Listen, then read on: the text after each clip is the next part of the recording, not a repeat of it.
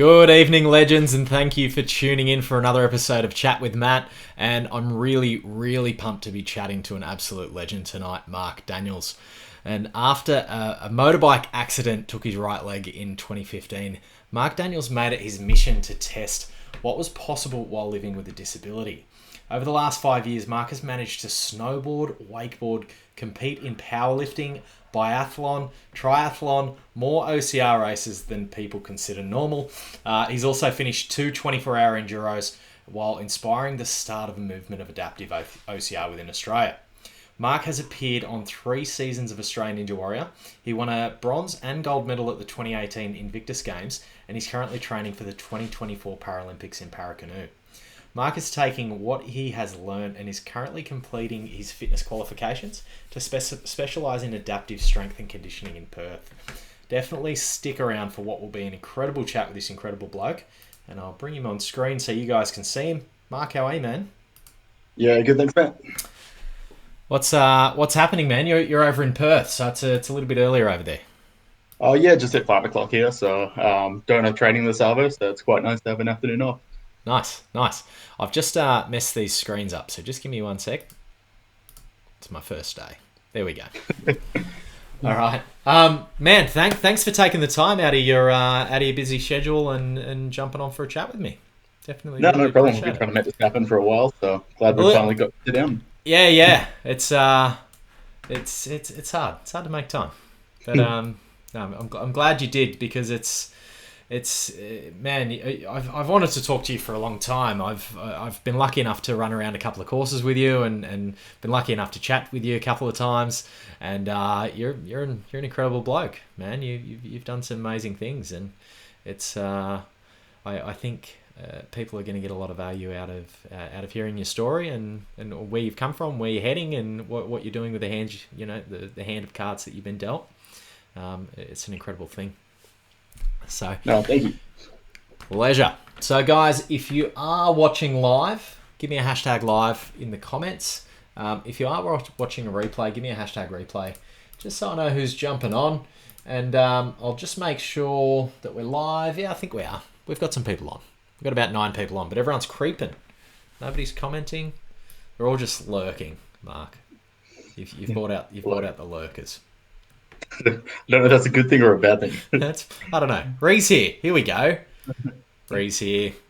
So let me know if you're watching, guys. And this is a live Q&A. So if you guys got any questions for Mark along the way, let me know, and I'll ask him.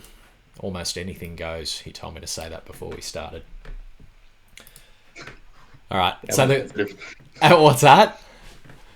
I'm not sensitive. Sweet, we'll get along fine. So, all right, the comments are rolling in now. So, Donna's here, Hardo's here, Alana's here, Edith's here, Dave's here. It's looking like Team One More Rep at the moment. Everyone's client. So, mate, it's as I said, you're an incredible dude. You're an incredible dude. You're very inspiring watching you get around. I've been on, say, 24-hour enduro courses and stuff with you, and it's pretty amazing watching you do what you do. How did this all start? Obviously, there was that motorbike accident in 2015. Tell us about it.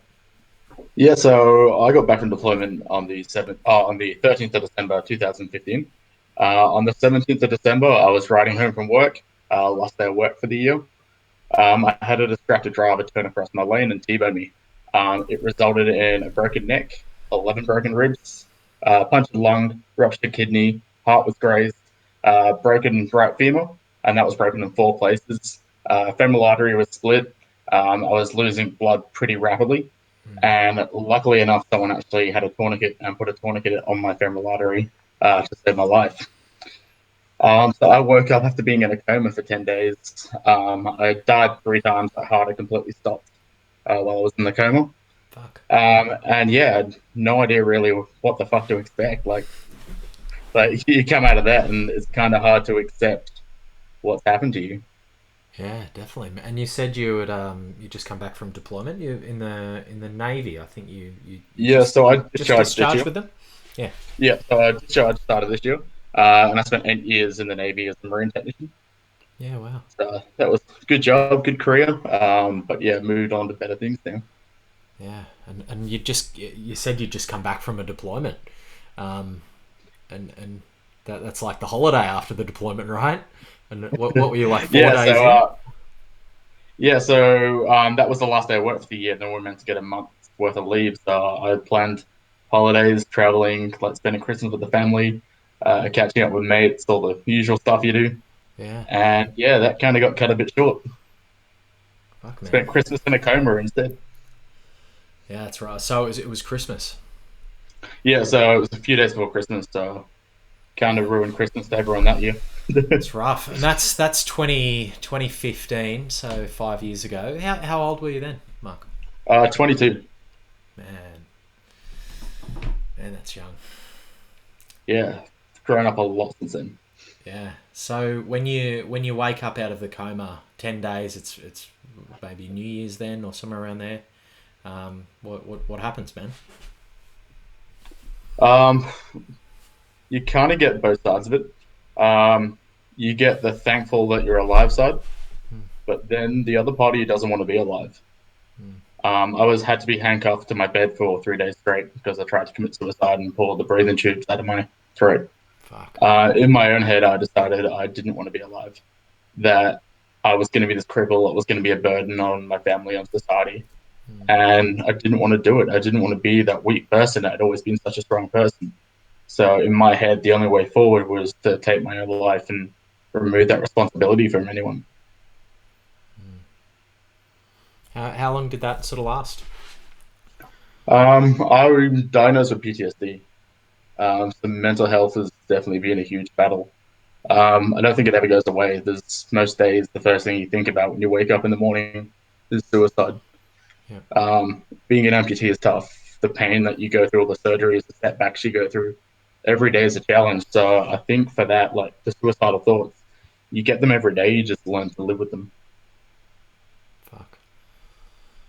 That's fucking heavy, man. It's heavy. Yeah, good way to start.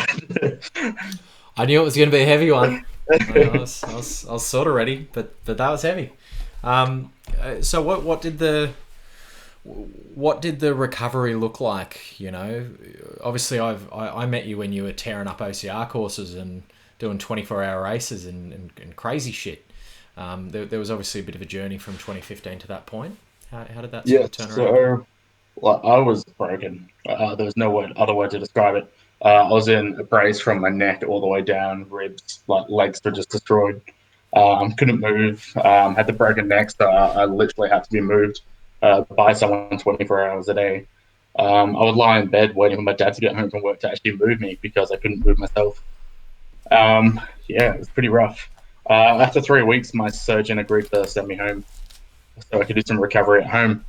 There wasn't much point staying in a hospital where all you can do in lie in bed is stare at the roof. Sure. So he thought, get me out of there, get me back in an environment I'm familiar with, and I can do my recovery at home with like home nursing. Sure. For me, there was a couple of big turning points.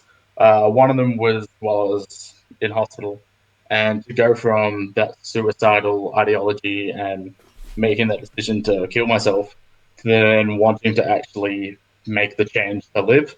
That was started by the Navy clearance diver, Paul DeGalda. He reached out to me. Don't know if you know Paul's story. He was attacked I in don't. Sydney Harbour by the shark. I do know this guy. What's his last name? Paul what? DeGelder. So DE space GELDER. Paul DeGilda. I'll look him up. I think I've heard And about him.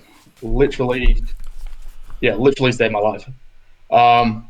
So my captain put me in touch with him and was like, Paul had heard about me. And he's like, mate, people are going to tell you what you can and can't do for the rest of their life. Tell them all to fuck off. You define your own limits. Your limits don't define you. And that's now tattooed on my ribs.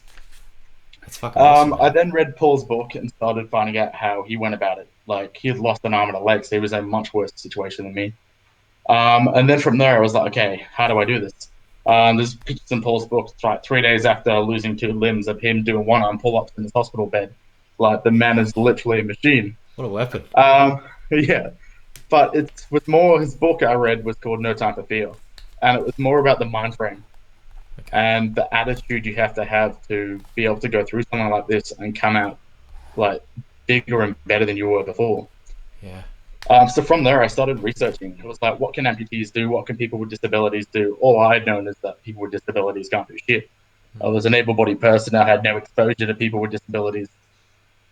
I was quite like ignorant about it all. So then I started finding like these amputees wakeboarding, snowboarding, running like marathons. But then I came across a team in America called Operation Enduring Warrior. They're a bunch of military vets, and these guys and girls are in way worse situations than me. Some of them are missing like all four limbs, others are wheelchair bound, and they go through like the obstacle courses as a huge team, all in cams and full kits. And they take the dogs. They'll be going over obstacles with their like PTSD dogs around their neck. You've got guys with one arm just doing a single arm rope climb, no arms, no legs, just one stump, like holding onto the end of this. And like Wow. seeing that, like I wanted to create that. I wanted to make that in Australia. And I'd done a few OCR events previously. So I decided that was going to be my huge goal, was get back and do the first true grit. So I then started really fighting. I got my surgeon to take me off all the heavy meds. Yeah. And when I actually started doing that, I actually started responding. Like from 8 a.m. to 8 p.m., I had people surrounding me. People were constantly around me, so I was distracted. But during the nighttime was when all those dark thoughts started coming in. All you could hear is people screaming. It was like the state hospitals. So you had like people like handcuffed in the bed next to you with like police guards. So it was a pretty horrible place. There wasn't a window like at all to look out of. Yeah. So in your head, you were just stuck in this vicious cycle. So it wasn't until my surgeon started to send me home that I actually started recovering a lot quicker. But there was one day in particular, like I was trying to just get back to normal. And my mum had suggested that create some kind of diary. And on those nights where I'm like wanting to like quit and I feel like I can't do it anymore, like look back and see what you've achieved. So it was like I learned to brush my teeth today, or I learned to make a coffee. Making coffee took me 20 minutes. It was cold by the time I drank it, but it was the best goddamn coffee I've ever had. So there was one day I decided to feed my dog. I've got a pet border collie, Diesel. Anyone that follows me on social media sees him more than anyone else. And I Absolutely tried loves to it. pick, I tried to pick up the bag of dog food, and when I did, it was a 15-kilo bag of dog food. It ripped all my broken ribs, and I was in absolute excruciating pain because I was trying to lift it off the floor in a wheelchair, and I lost it. I threw the bag of dog food and ended up on the floor in this crying like ball of mess of a man. And Diesel thought it was great. He went around, picked up every single piece of dog food. I thought he was getting the best treat ever. Then he came and he put his head on me, and we just lay there and like for must have been like an hour, and just cried my eyes out. And he made sure it was all right. Then I was like, all right, in order to be mentally strong, I need to be physically strong again. I lost over 30 kilos in hospital. I was literally like anyone that knows me, I'm quite built. I was a Yeah. stick. You could see everything. Yeah. I mean, me at 70 kilos does not look good. Uh, so I decided to go to the weight bench I had in the shed, and I was like, all right, used to bench 40 kilos each arm with dumbbells. I think like 10 kilos each arm is pretty reasonable. So I went back in the weight bench, went to lift and bench press. What I didn't take in consideration is you use your legs to stabilize. And when I did, I fell off the bench. And again, I hurt myself, hurt my ribs, I hurt my leg. And I threw another fit, threw everything, yelled, screamed, swore my head off. Yeah. At that time, my brother's PT had reached out to me, and he's like, "Oh, come train with me when you want."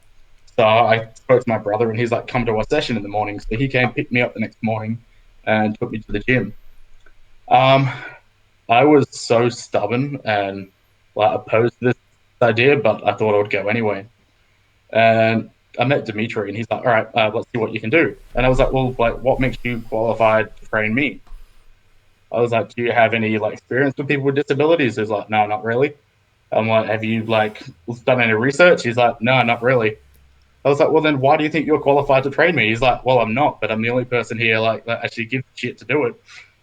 So he's like, "Do you want to see what you can do?" So together over the next like 3 to 6 months, we actually started learning, and it was like doing box squats with TRX straps, being able to stabilize on one leg, and learning how to pistol squat, being able to lift a broomstick. We learned when I bench, we strap my leg down to stabilize myself so that I don't actually like fall off the bench. And then from there, it just like evolved. Everything was an opportunity. Everything was a challenge. I wasn't dealing with my mental health, but I would set myself these challenges, and that's how I got through it. If I had a challenge, I was fine. And I just went in kind of this denial mode for like a few years and just went race to race, like challenge to challenge, every sport I could find, anything fast, stupid. Like I just went headfirst at it without thinking of the consequences of my body or anything else. And yeah, it was a crazy few years. I definitely burnt out, but I think I learned so much about myself like What during that time. what sort of timeline was there around that? So, when did the surgeon send you home? Um, when did you start being able to get up and get active and like the pet food thing? And when did you start training with Dimitri? All right, so it was he sent me home 3 weeks after the accident. Okay. So it was 10 days in a coma. It was like a few days in recovery, and then he realized that there was nothing he could do, so sent me home. It was probably about 2 months after like my accident that the pet food thing happened, Yeah. and then with Dimitri, it was that initial probably 2 months post surgery. But to start with, it was like half body weight squats. There was barely any movement, and we started off really light. I didn't even touch a weight really until like 4 months afterwards. Yeah. Yeah. Wow. And then I think it was about 5 months later I got my first prosthetic. But I kept having more and more surgeries. So the whole time it was that like setback between like going forward and then having a surgery, going back to the wheelchair, doing your rehab, having to shrink all the swelling out of your leg, learning how to walk and redevelop that muscle again. Yeah.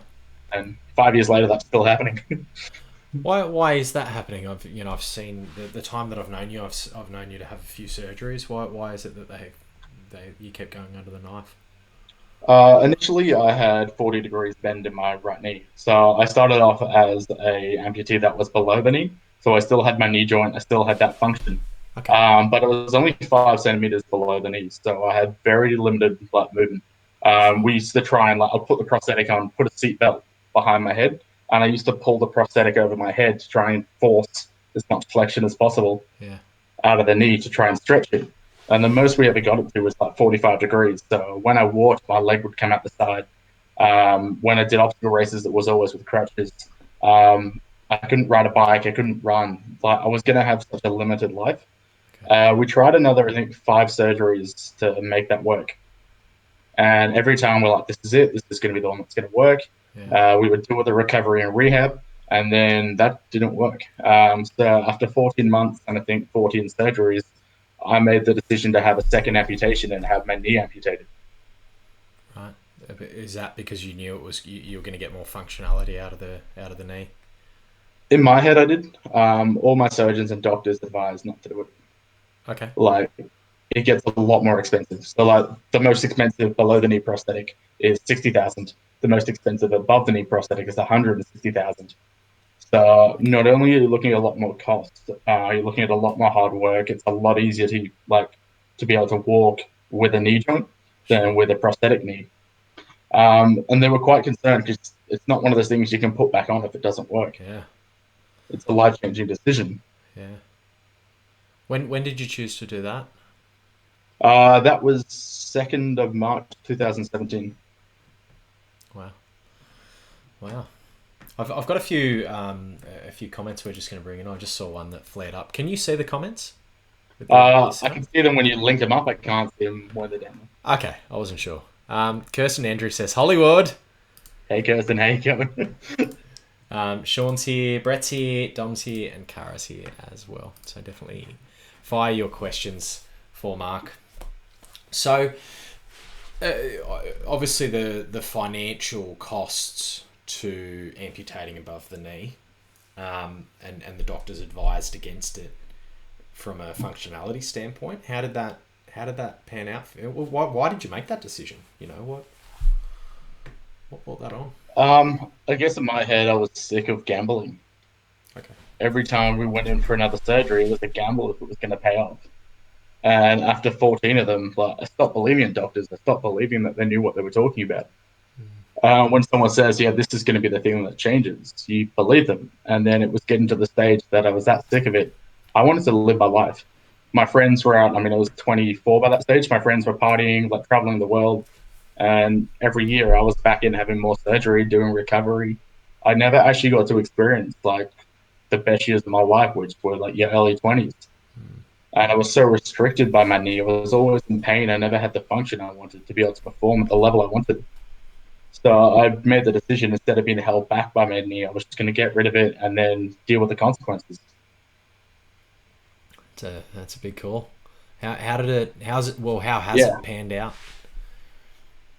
I ran a half marathon 5 weeks after having it amputated. Yeah, right. So it worked. It was still pretty painful. It was a big learning curve, then having to learn how to use a prosthetic knee. Trying to get a decent prosthetic knee was even bigger. The Navy weren't going to fund it, insurance weren't going to fund it. So I had to take a loan out of $100,000 to be able to get the leg that I needed to stay in the Navy. Wow. So again, it was another huge decision, but I thought it was one that was going to pay off. There was a big fight between who pays for what, between insurance saying that you only need that leg because you're in the Navy, because the leg I needed was a saltwater leg. And then the Navy were like, well, the insurance company should be paying for it. Like, it's a motorbike accident, which obviously makes sense. Yeah. So then I was just stuck in limbo with no one willing to make a decision. And it was getting to the stage where my job was starting to, I mean, I had, like, I think 3 years by that stage of not actually doing any effective work. And I was still on full salary. So I needed to do it. So I took the gamble, took the loan, and yeah, I passed all my testing then. And once I got back to redeployable in the Navy then funded a second one for me. For when I was deployed, I could then have a backup leg if something happened to the first one. Wow. The you said you ran a half marathon. I Yeah. was just trying to dig out. Is that the photo that you sent me? I'm just going to bring it on screen. No, that's Noosa Triathlon. That's the Noosa Triathlon. Yeah, that's the Noosa Triathlon. So the running leg that I'm on, again, insurance won't fund a running leg because being able to run is a want, not a need. So Yeah, these are sure. the things I started finding out, that being able to ride a bike, being able to run are wants, not needs. Having the specific technology to do that isn't an everyday right for people. So luckily enough, I received a $10,000 grant from a charity in WA. And then the other 10,000 was fundraised by my followers. Everyone just chipped in, helped out, did whatever they could to get me running again. Yeah. How long? When do you think you started running again? You said after the shortening of the leg that you ran a half marathon a couple of weeks after. Yeah, so I did it on a leg that wasn't designed for running. So all you had to do was slam your heel down, and like there was no safety in it. So like it was kind of like a drunk kangaroo almost. Yeah, right. It was probably the most awkward thing to watch. Like I've got the video somewhere to send it to you, and my leg Yeah, like please flicks do. all over the place. I have no control of it. But yeah, I managed to figure it out and run like the 21Ks. Like it was a mix between the wheelchair and the 21Ks. Yeah. Originally, I only planned on doing like a K on the leg, but it turned out I got a new wheelchair a week before the half marathon, Yeah. and I like with the wheelchair, the wheels were set up different, and you couldn't go backwards up hills, and the first 9K were uphill. Okay. So I had a choice of either being pushed or getting out and doing it on my leg. So I did it on my leg, and like at the end, my leg was completely raw and like skin was all over the place. Oh, wow. But 100% it was worth it. Wow. And then I think the actual proper running with the actual blade started in 2018. Yeah. Wow. How many prosthetics have you got now? I've got 6. Yeah. Oh, like all for different things. Yeah, so I've got one that I run with. I've got a cycling one. This is when I was doing triathlon at the elite level. I needed 2 different ones for that. Then I've got 2 of the Otterbock X3s, which are the $160,000 leg. I've got the basic one they give you from hospital, which has been snapped 100 times. But I actually started obstacle racing on that. And I would race on the weekend and then break the leg and then take it to work on Monday and we would rebuild the leg. Oh, They wow. wouldn't fix it because of what I was doing was outside of what they believed that leg was designed for. Sure. And it would come back chock full of mud. We'd have to strip it down, machine a new part, build it back up, and then put it again. And then I'll jump in the car and drive off to the next race. Oh, wow. So I had some good mates that helped me out in the Navy, definitely. Yeah. I don't think most jobs would let you rebuild a leg on a Monday morning. Not all of them. Um, when did you do you said True Grit was your first one. When what's the timeline of that? So that was November 2016. November 2016. Yeah, so I was due to have surgery. I pushed the surgery back, and my theory was that if I broke myself that badly, I would end up having surgery anyway, so I could get fixed then. Cool. So like if I fuck Which it, they're gonna unfuck me. It's exactly what happened. Did you fuck But me? no, oh yeah, I was ruined. I had to do the whole thing on crutches on a leg that didn't work, with no knee function, like sidestepping the whole thing. I had mates, including my PT, under each arm, like carrying me for like Ks. Yeah, wow. I was not as strong or anywhere Was experienced with obstacle racing as I am now. was that Donnybrook, WA? Yeah, so that was Donnybrook. How And long then is yeah, that course? I think 11K. Okay, cool. They only just ran that recently. Did you? Yeah, Did they you had get it. out? I think. Oh, I didn't. So I just had surgery Yeah, again. cool. So yeah, I missed it this year. I did run it last year. Yeah, but last year was right before surgery, and my leg was that swollen. I dislocated my kneecap. 9K. Oh well, 1K into the race, I dislocated my kneecap on the right side because I've still got my kneecap because it holds the prosthetic in place. Okay. And that ended up halfway up my thigh. Um, Yeah, wow. and yeah, I kept going for another 7K. I got 8K out of 11, and then had to take the leg off and check it because it was hurting that badly. Saw how like swollen and disfigured it was, and then they had one look at it like, "No, right, you're getting in the ambulance." So we had to drive back 3 hours to Perth. On the way back to Perth, my car broke down. And we got stuck on the side of the road waiting for a tow truck with like me in excruciating pain. But it was a fun time. That sounds like you live life on the edge, or you have done for a while. Were you a bit of I'm an known for sorry? my determination, not my brain. Okay. I'm known for my determination, not my brain. Some people say the same about me. um, were you an adrenaline junkie before the accident? I guess I snowboarded, I wakeboarded, bungee jumped, all the like usual Active. crazy stuff, Cool. but not with a purpose or not with a passion. I just kind of did it because it came up at the time. Where does that? And I guess getting into the more mental side of things, how long after your accident, did it take you to turn that around mentally and start to look at what your body could achieve instead of what it couldn't do? Um, I think it was about a year. Is that when I started seeing the results, I then started seeing what it was doing, and it stopped being about me. After about the first year, like that was a lot my recovery journey. Yeah. But then I started getting the following. I started getting people reaching out for help, and like I'd go to an obstacle course, and someone would be like, oh, "I know a guy with a disability. Can you get him out here?" And it started being more about that. It was more about helping other people and showing other people. Even now, the amount you get discriminated against for having a disability is unreal, and it's something you have to live with every day. Is people limit you and treat you based on their own opinions of disabilities, not based on what you can actually achieve. Yeah. Like people sort of put you in a basket, you mean? Yeah, so like even like the fitness course that I'm doing at the moment, a lot of people on that course had no idea what people with disabilities could do. They're programming and going, oh well, I've got Mark. He can't do this, he can't do that, he can't do this.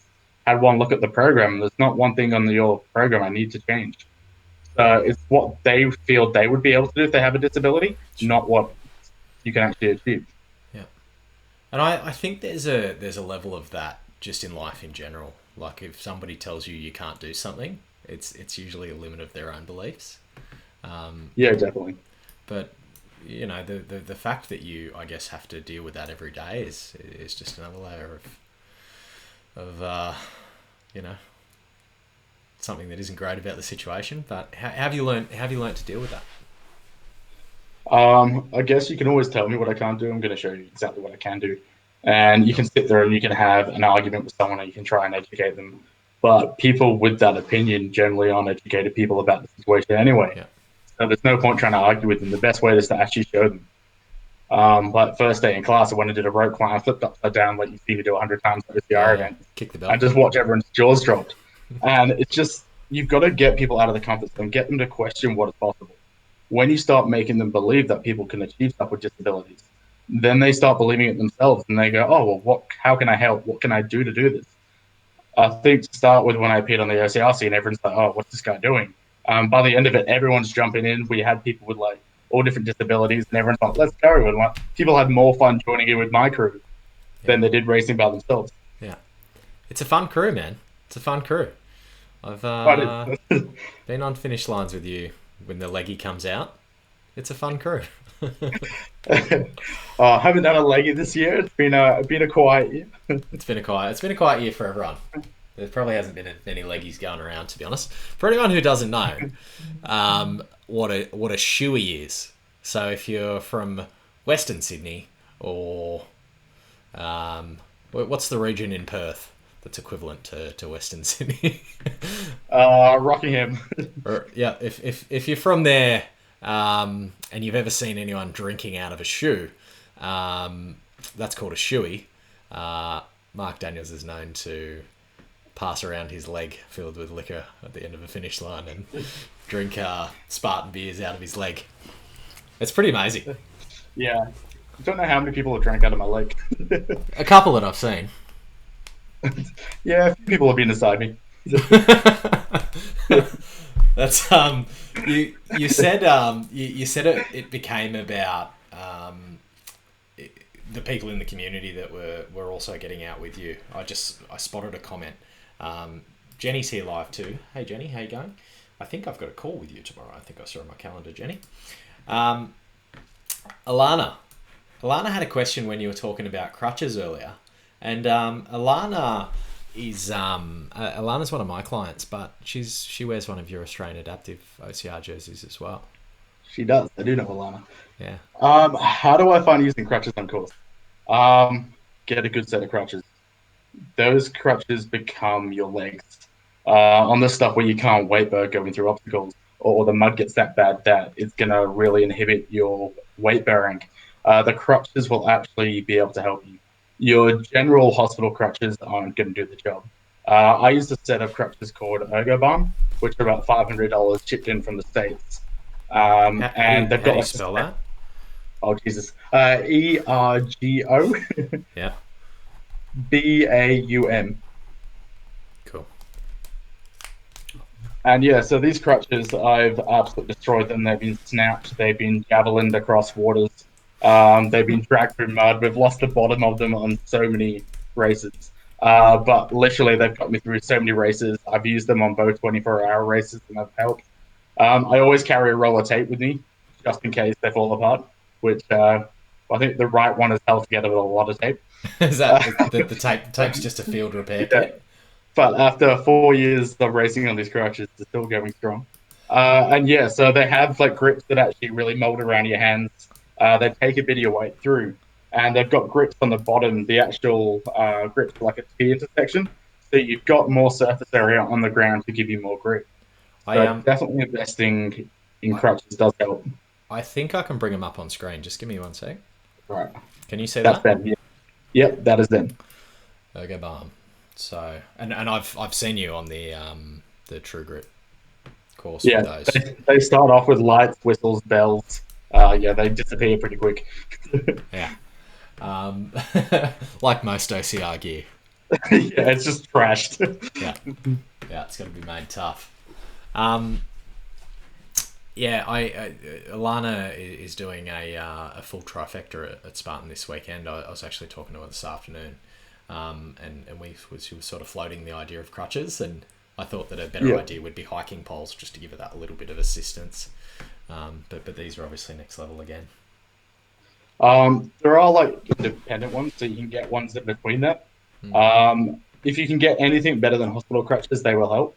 Yeah. But also, if you need something in between, you could look at hiking poles or something similar to that. Yeah, cool. To just give you that bit of stability. Cool. Gary Barnett's here.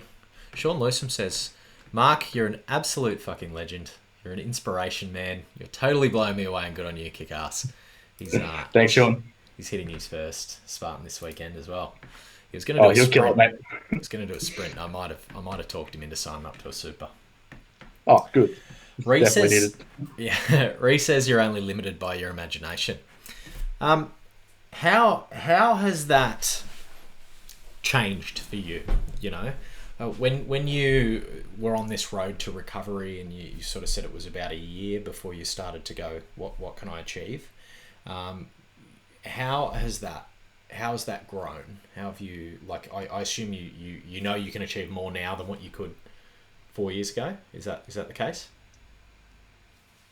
Yeah, 100%. I guess to start with, it was small goals. It was learning to run. It was riding a bike. It was doing a single OCR. Then it started be going, okay, I can do the smaller stuff. What's next? And then you started doing the trifecta. I did my first one in Perth, I think in 2017. APAC. And that was, yeah, APAC. Yeah. And that was the weekend from hell, 22 hours on course. Um, I think Paul was trying to close the course and Matt was begging him to keep it open so I could finish. I was like 3 hours behind the last finisher. Wow. Came in absolutely ruined. But yeah, became the first amputee to finish the full trifecta. Yeah. Wow. So then it started just being, how stupid can I get here? Yeah. Um, it was learning how to wakeboard, learning how to snowboard, things that people say aren't possible on prosthetic. It was doing the 24-hour race. It was like competing at elite level. It was getting back to being fully redeployable in the Navy. Things that 4 years ago I thought would be completely impossible. And then I started to realize that nothing's impossible. And when you actually set your goals these high and you make them known, the whole world comes to help you get them. Like, this journey is such a hard journey and you can't do it by yourself. You need an amazing support crew to get you where you are. Even now, I'll go and destroy my body and my girlfriend will pick me up out of the shower, like look after me. But I'm not a big tough man after I've done one of these races. I'm a broken little kid that needs someone to help. Yeah. I can't walk for 3 weeks. But that sense of pride at the finish line, that's what makes all the pain, all the suffering worth it. Yeah. And then it's seeing someone, like, for one person for an obstacle race, if they go, look, I've met a lot of people with disabilities, but then family members of people with disabilities, and having them have their opinion changed on what is possible, that's what it's about. It's about creating that ripple effect. So then it was just, how far can you push it to create the biggest impact you can? I guess I'm pretty aware that I'm not going to have like the normal life. I'm not going to have a life where, as I get older, I'm going to be comfortable, retired, able to live like a pain-free life as I get into my 50s.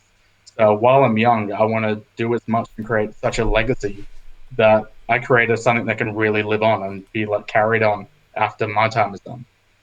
It's amazing. And that's how AAOCR, so Australian Adaptive OCR, started. So did you kick that off? I know James Whitaker does a bit with you. Yeah, so it started off just myself, and then I had a guy called Ty who was an arm amputee in Perth. And he reached out and said, "Oh, like, could I do a race with you?" So I met him. We did a true grit, and then I had a wheelchair athlete. I was like, "Hey, man, I'm in a wheelchair. I can't do an OCR, but is there anything I can do?" I'm like, "No, you can do an OCR." So there's some photos of us, and we've got Rye in the wheelchair. He gets out of his wheelchair, drags himself up the hill on his hands. I've got a harness on my crutches, pulling the wheelchair up the hill behind us, and you don't realize the effect you have. I mean, Yeah. this is just two idiots with disabilities and about 10 idiot mates that kind of support what we're doing. And we're just going up a hill. I mean, it's two blokes with disabilities going up a hill, nothing special. But you turn around and there's about 100 people walking behind us, just absolutely like gobsmacked by what they are seeing. Yeah.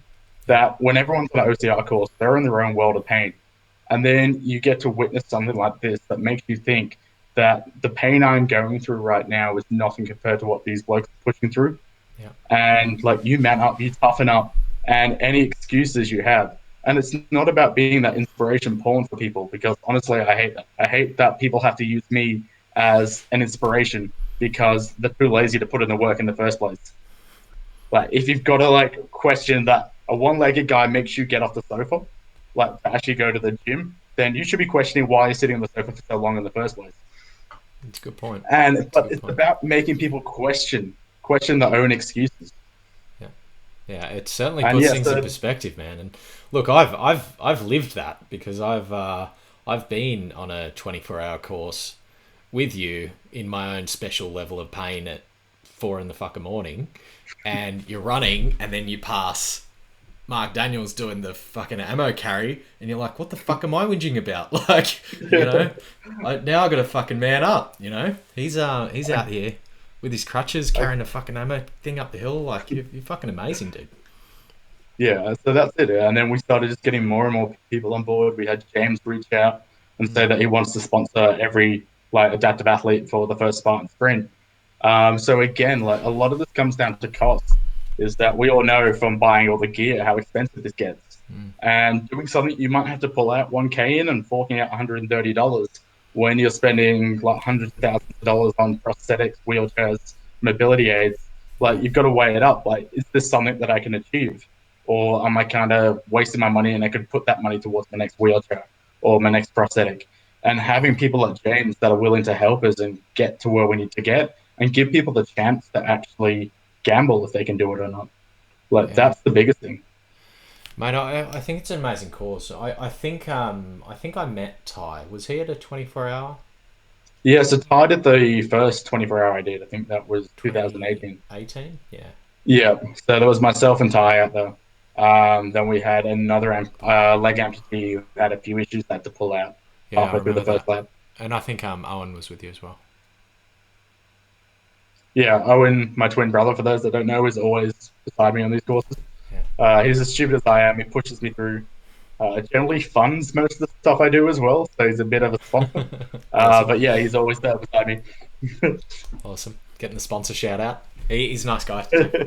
Is he over in WA? He's not a bad one. No, he's in Queensland actually. Oh, whereabouts? Kedron. Where the fuck is Kedron?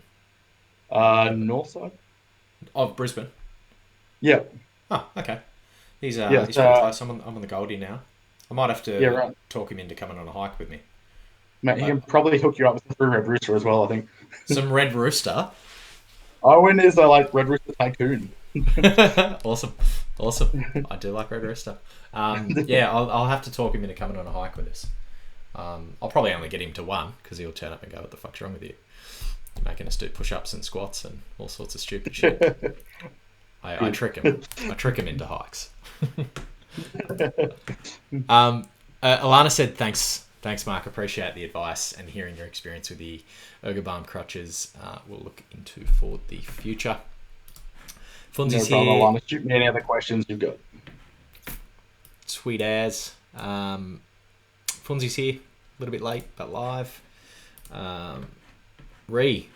You're such an inspiration, mate, and I'm going to be embracing some of this crazy attitude on the weekend. We've got Spartan Gold Coast this weekend, so there's going to be a lot of people hitting their first ultra, hitting their first trifecta, first beasts. There's going to be a lot of people in pain on those mountains.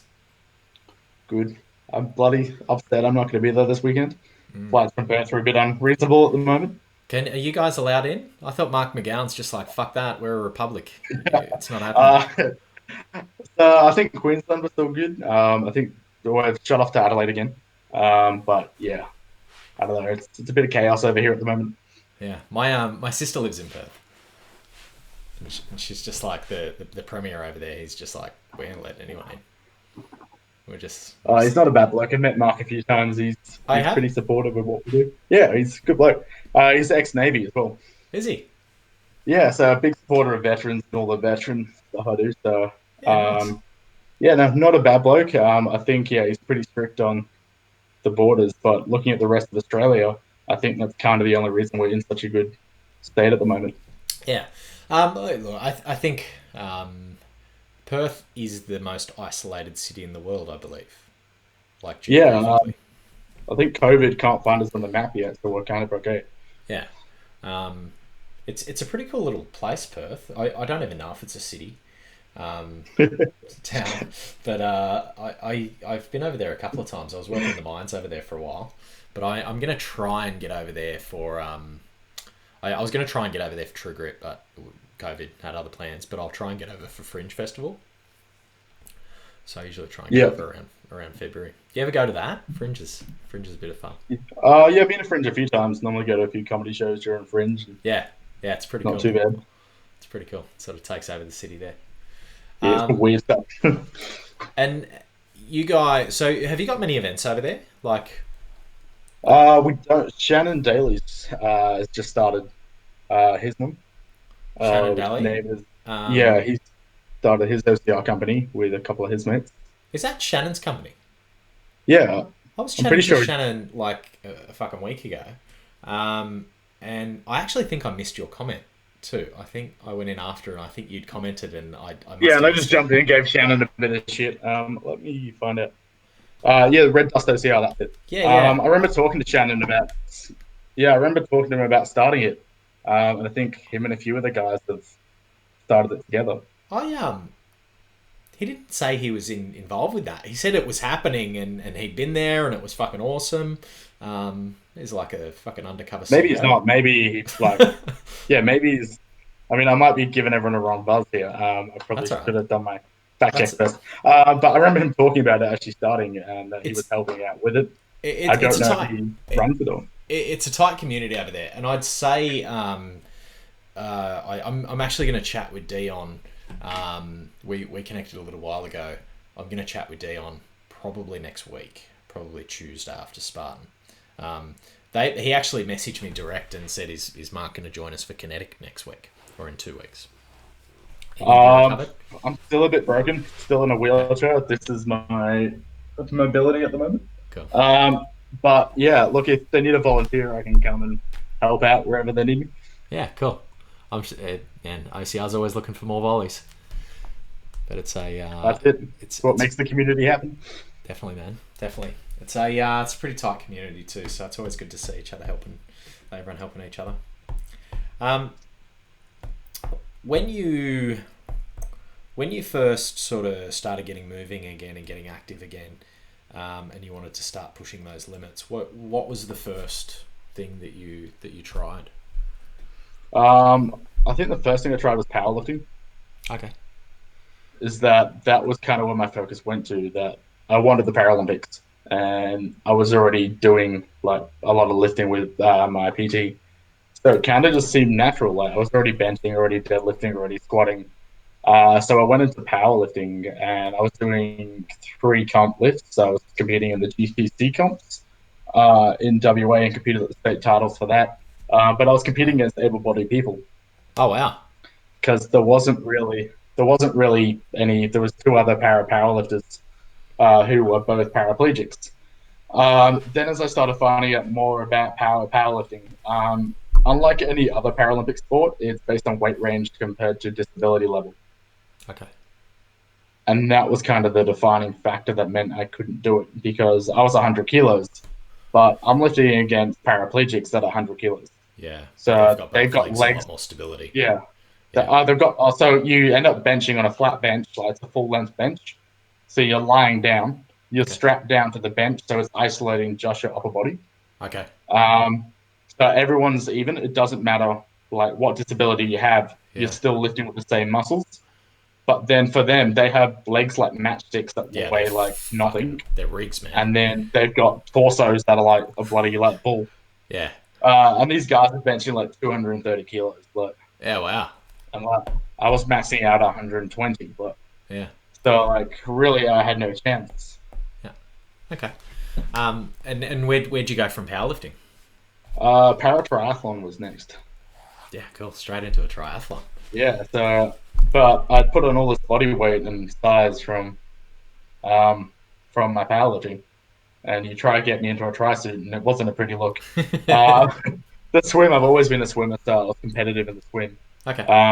The bike wasn't my strongest, but I had decent leg drive, so I could actually do it pretty well. Yeah. But I came undone in the run every time. Is that I didn't have the running leg at the time, and even when I did, I was like that heavy, and my leg had so little function, and I was still having all the pain from the trapped nerve. That yeah, I wasn't competitive. I came undone on the run, and I would lose like 20 minutes on everyone else on the run. Yeah. And then we had my classification was cut from the Paralympics anyway for Tokyo, so it didn't really seem like something I wanted to dedicate 4 years of my life to Sure. with no chance at the Olympics. Yeah. Sure. Um. What would you say is the hardest thing you've had to overcome physically, or the hardest adaptation you've had to make? Like obviously you've tried pretty much everything by the sounds of things. Um, Everything's hard. The hardest, I think, running. Okay. I think everyone assumes you get a running leg and you're off running. Um, but the way it works is you have no actual function in your knee. Your knee is a rotary joint. So it's kind of like a hook and loop. So as it hits the ground, it just fires you up again using that glute strength. And my glutes deteriorated so much anyway.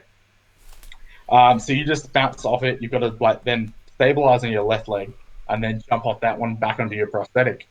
And if you land on a rock or you land awkwardly, like uneven ground, that knee just collapses and you hit the ground like a sack of shit. Yeah. Wow. So trying to learn that is a really hard thing. But then dealing with the pain and the tightness of the leg and like trying to like you would go for a run and that was fine. Like you could deal with the pain. But then you've got to deal with that for the rest of the day. It's not like where you train legs and then you waddle around going, oh, this sucks. Like you've taken skin off your leg, you're bleeding, you're meant to be not having a prosthetic on, you're back in a wheelchair because you've just gone for a run. And these were the constant things I was having is that like I was achieving something, but then I'll be off my prosthetic for so long. Yeah. And I was having to weigh up like, is it worth it? Yeah. Was it just like obviously there's adaptation in everything. You know, one of the things we've seen this year, especially, is a lot of running injuries because gyms and stuff closed, and everyone's like, oh fuck it, I'm gonna go run, and then all of a sudden everyone's got shin splits and you know, plantar fasciitis and stuff. Is that sort of a little bit of what was happening, that there just wasn't enough time for your body to adapt, or like? I think because you don't have the leg muscles, so you end up using your lower back and your hip to compensate Yeah. because you're kind of like flicking from your hip. Yeah. And then yeah, your left leg is then trying to stabilize 100 kilos while running, Mm. and it's like a lot of weight. Like where your normal running pattern, you're getting a nice flow, Yeah. good stride length. Where you're so uneven that it's really hard to actually get something that's comfortable, and in the long term, not having bad side effects on your body. Sure. Um, I've always looked at those like running legs, and they fascinated me. But it, and excuse my ignorance, but it looks like you're running with a pogo stick on your leg. Is that what sort of what it's Yeah, like? Is it basically. just springing back at you? Yeah, so it's all carbon fiber, and the spring kind of compresses, and Yeah. then when it hits that point, it'll then release. So it kind of throws you almost. Yeah. Wow. So it almost like slaps the ground, and as it slaps the ground, it flicks and then throws you forward. Yeah. Wow. How much have you changed? How much have you adapted to it now? Can you run in it pretty easily now, Um, or easier? I, the last time I ran was Gold Coast Marathon last year, Yeah. and that was a very painful 10Ks.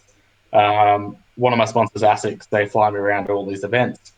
And a really hard thing to do is that I'm in a team with 9 able-bodied athletes that are all amazing runners. We've got some triathlons, like triathletes. We've got some long-distance athletes, and these guys are like top level. One of our guys has run like 500 Ks continuous, just because like these guys are all amazing athletes. Mm. And then I've got to run 10Ks and I break, and it's the mental side of it. Like you've got to be okay with not being the same as everyone else. And when you're put in situations that highlight your disability, it becomes something that's extremely hard to live with. And I guess for myself, I would turn up to these events and I would feel like I wasn't good enough because I couldn't do things as good as they could. And learning to live with that was one of the hardest challenges I've had. And learning to be okay with being different is that I don't run the same as everyone else. I'm never going to be the same as everyone else. Um, but as for the running, it hasn't got any easier. Like I need to get the swelling out of my leg again, get back to walking, and then hopefully I'll be back to running early next year. Yeah. And this past surgery that you've had, is it looking like it's going to be a good outcome after this one? It's still really sore.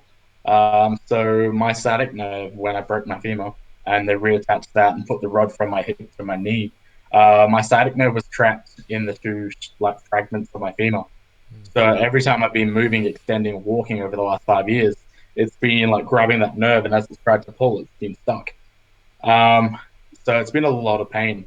They actually ended up taking 12 centimeters of my nerve and then like rearranging everything, pulling the nerve out from the fractures and then reattaching everything. Um, because the scars underneath, it's really hard to tell.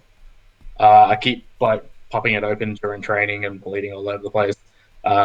Like yesterday, I benched and I pulled the scar tissue, and today I'm really feeling the side effects. So it's kind of hard to know how it's going. It's only been, I think, 4 weeks today, so it needs a bit more time to heal before I guess I start doing too much on it before I know what it's going to be like. Sure. Did they let you know sort of what your recovery would be like before you be back to functional, or is it just play it by ear? Um, no, not particularly. It's played by ear, tolerate like as pain tolerating. Okay. I'm trying to go balls to the wall like I always do. My coach is trying to keep me uh, somewhat responsible so I don't break myself anymore. I've had Yeah. enough time off the water. Yeah. Because you're competing in, or you're looking to compete in Paracanoe now. Yeah, so I've been paracanoeing for about 2 years now. I started it a bit casually, seeing what I could do with it. After the Invictus Games, I got contacted to give it a crack, and then I really enjoyed that. So I started seeing like what was happening with it. I got to nationals, got second at nationals, and I was like, okay, sweet. Where's the next step? The only problem was there wasn't a next step. Is that unless you're on the Australian team for that sport, there isn't any avenue. Then it took about a year to get a call up from my current coach to say they were starting a para program in WA out of the Institute of Sport. So we started that. We've got the three of us on the para team. So there's Ben, who's a young paraplegic. You got Kat, who's a below the knee amputee, and then myself. And the three of us make up the team. It's kind of like a development high performance squad. So we're all going for spots on the Australian team. Is that all in Paracanoe or different sports? So all para canoe, but there's two types of boats. So you've got bar, which is like a Tahitian outrigger. Okay. So you have a single blade paddle. You have like two parts of your boat. So you've got like your main part here. What's my finger? Whoop, that way, and then Yeah. you've got the outrigger that sits here, and then you like paddle in between. Okay. And then you've got your normal standard racing kayak, which is like side to side, and you've got the two blades. So you've got to kind of be good at both, like, which is a challenge. Why do you have to be good at both? Do you compete in both? Like, are they? So you compete in both. The selection's only for one. So if I can make selection for the bar, which is the outrigger, which is my main boat, then there's a chance I can then get a spot because I'm already there and attending in the K1, which is the kayak. Yeah. Cool. Did you say the Tahitian outrigger was your strength? That's the one that you're better at. Yeah, so it's all about like flow, power, drive, which my body size actually comes really well for. Sure. And all the muscle that I bulked on is actually now in downward force. So it converts over quite well. Yep. And like you see photos on videos of like 160 like kilo Tahitian guys, and they're sitting there just steering with the hips, paddle above the head, Yeah. and it's the most beautiful thing you've ever seen. Like the Yeah. control they have of these boats. Like the boats have no rudder, so the turning all comes from power. Yeah. Right. So to be able to turn, you've got to like side stroke while doing a full sprint. Yeah. Wow. So it's definitely a challenge, but I've loved it. Every morning you get up at 4:30, you're on the water at 6, you're paddling with a crew. We've got a really integrated crew, so the crew paddle with the able-bodied crew, Mm-hmm.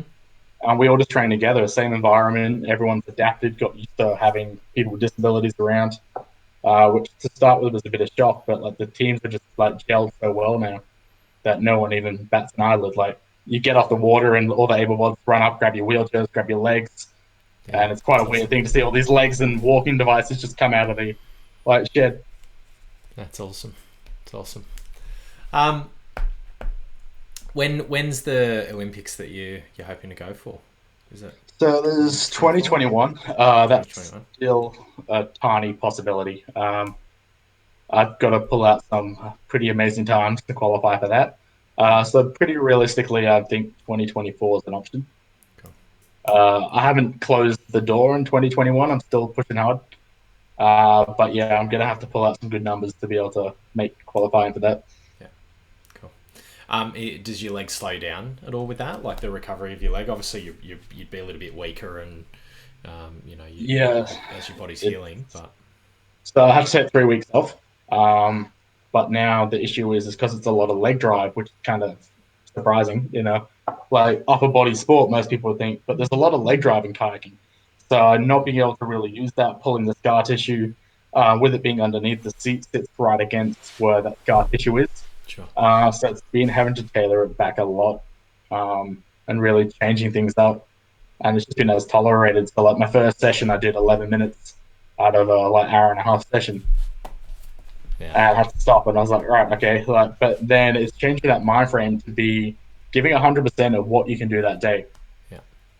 Is that I suppose I always used to be such like a stubborn person that it would always had to be 100%. It always had to be your best. But now it's changed to I give 100% of what I can on that day.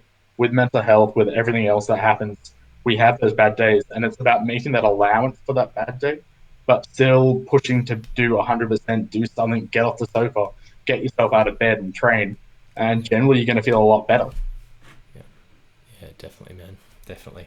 And it's that consistency more than anything, right? Even when you pushing through the bad days, that's Yeah. that's where it's gonna help most. And I'm just writing down the time because that's pretty fucking inspirational what you just said.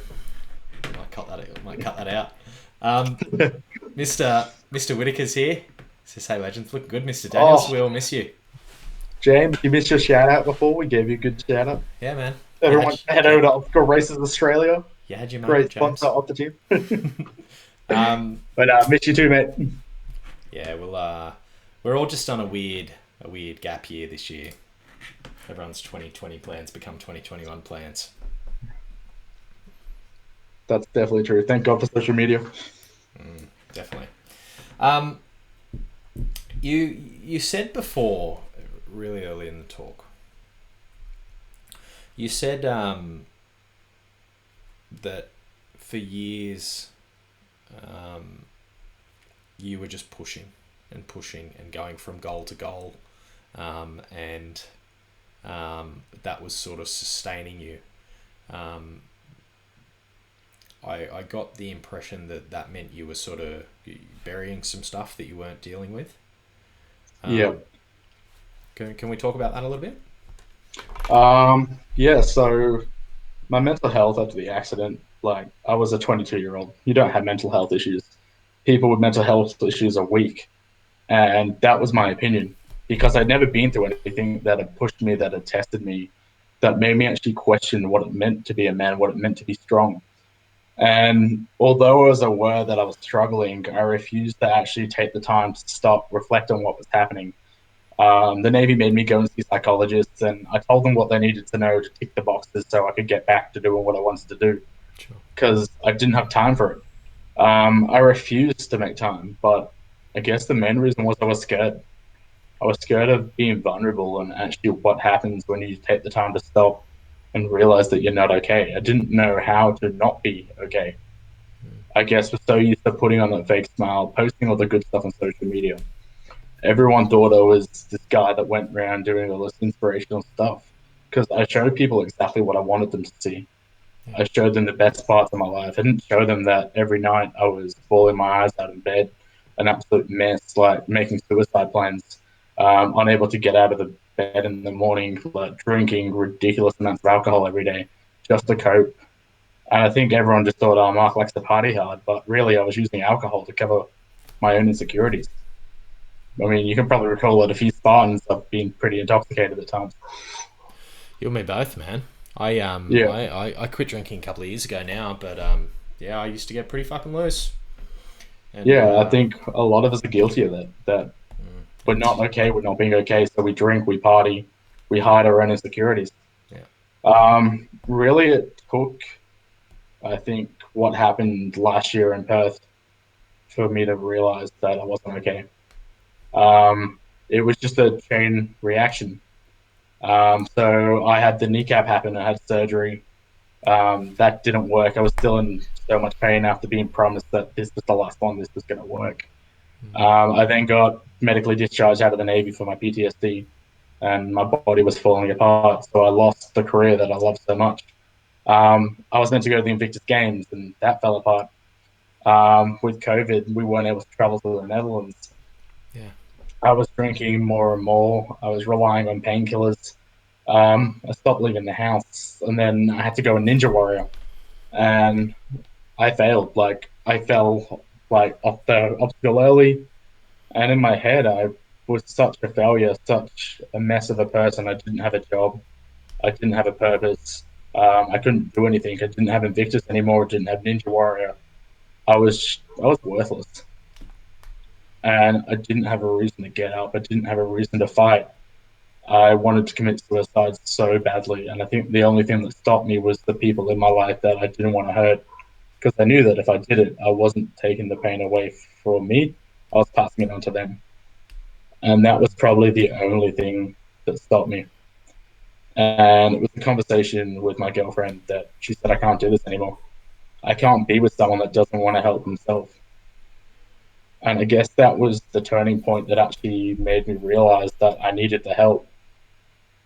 That I was sitting at home drinking every day, like gaming like 18 hours a day, just hiding behind my computer screen because I didn't have to talk to anyone. I didn't have to face anyone when I was playing games that I could be anyone I wanted to be. I didn't have to be this person that was in pain, this cripple. And again, on social media, everyone just thought it was fun because you would put up a flashback Thursday post or something and be like, oh, yeah, it's Mark. He's good. He's just going through recovery. But inside, you were dying, and I didn't know how to reach out. I felt like I lost all my mates. I was just a mess of a person. Luckily for me, my coach reached out, realized how bad I was, and kept me on the right path training. He got me back into the full time training. And yeah, you don't really have time to feel sorry for yourself when you're up at 4 a.m. every morning. But I got some proper help. I went through some PTSD treatment. I started antidepressants, which I got off because they didn't work for me. But I actually opened up about everything. I found a psychologist, and I've worked with many psychologists over the year, and most of them I haven't clicked with. But my current psychologist, I just felt this connection. During everything that's gone through, my dad left the family. He had an affair for 18 months and used me as the excuse. Um, so I kind of took that pretty hard. And supporting my mum through that while having my second amputation and while having all these surgeries, it took its toll on me. And I guess that's something I just kind of suppressed. Um, I have a full recollection of what happened to me that night. Seeing yourself lying on the road dying, I have a full memory of that. And being able to live with that and not talk about it because you're so ashamed, that was something I've battled with so hard over the years. And I think when I actually met someone I felt comfortable talking with, it was a relief. I felt like a weight had been lifted off my shoulders after all these years. So yeah, I think I'm in a much better place now, but I take a lot of time as I'm feeling things now, I process it. It's like an ongoing reflection. Like I'll kind of do a debrief session at the end of the day and be like, what did I feel? Why did I feel that way? What effect did that have on me? And I think if you're constantly reflecting on your mental health, then it's a lot better than bottling everything up, waiting to explode. And you either punch someone or you fall apart. Yeah. Yeah, definitely, man. Definitely. Yeah, that's it's never good to bottle things in. I think a lot of blokes would have resonated with guys who are watching that. Yeah.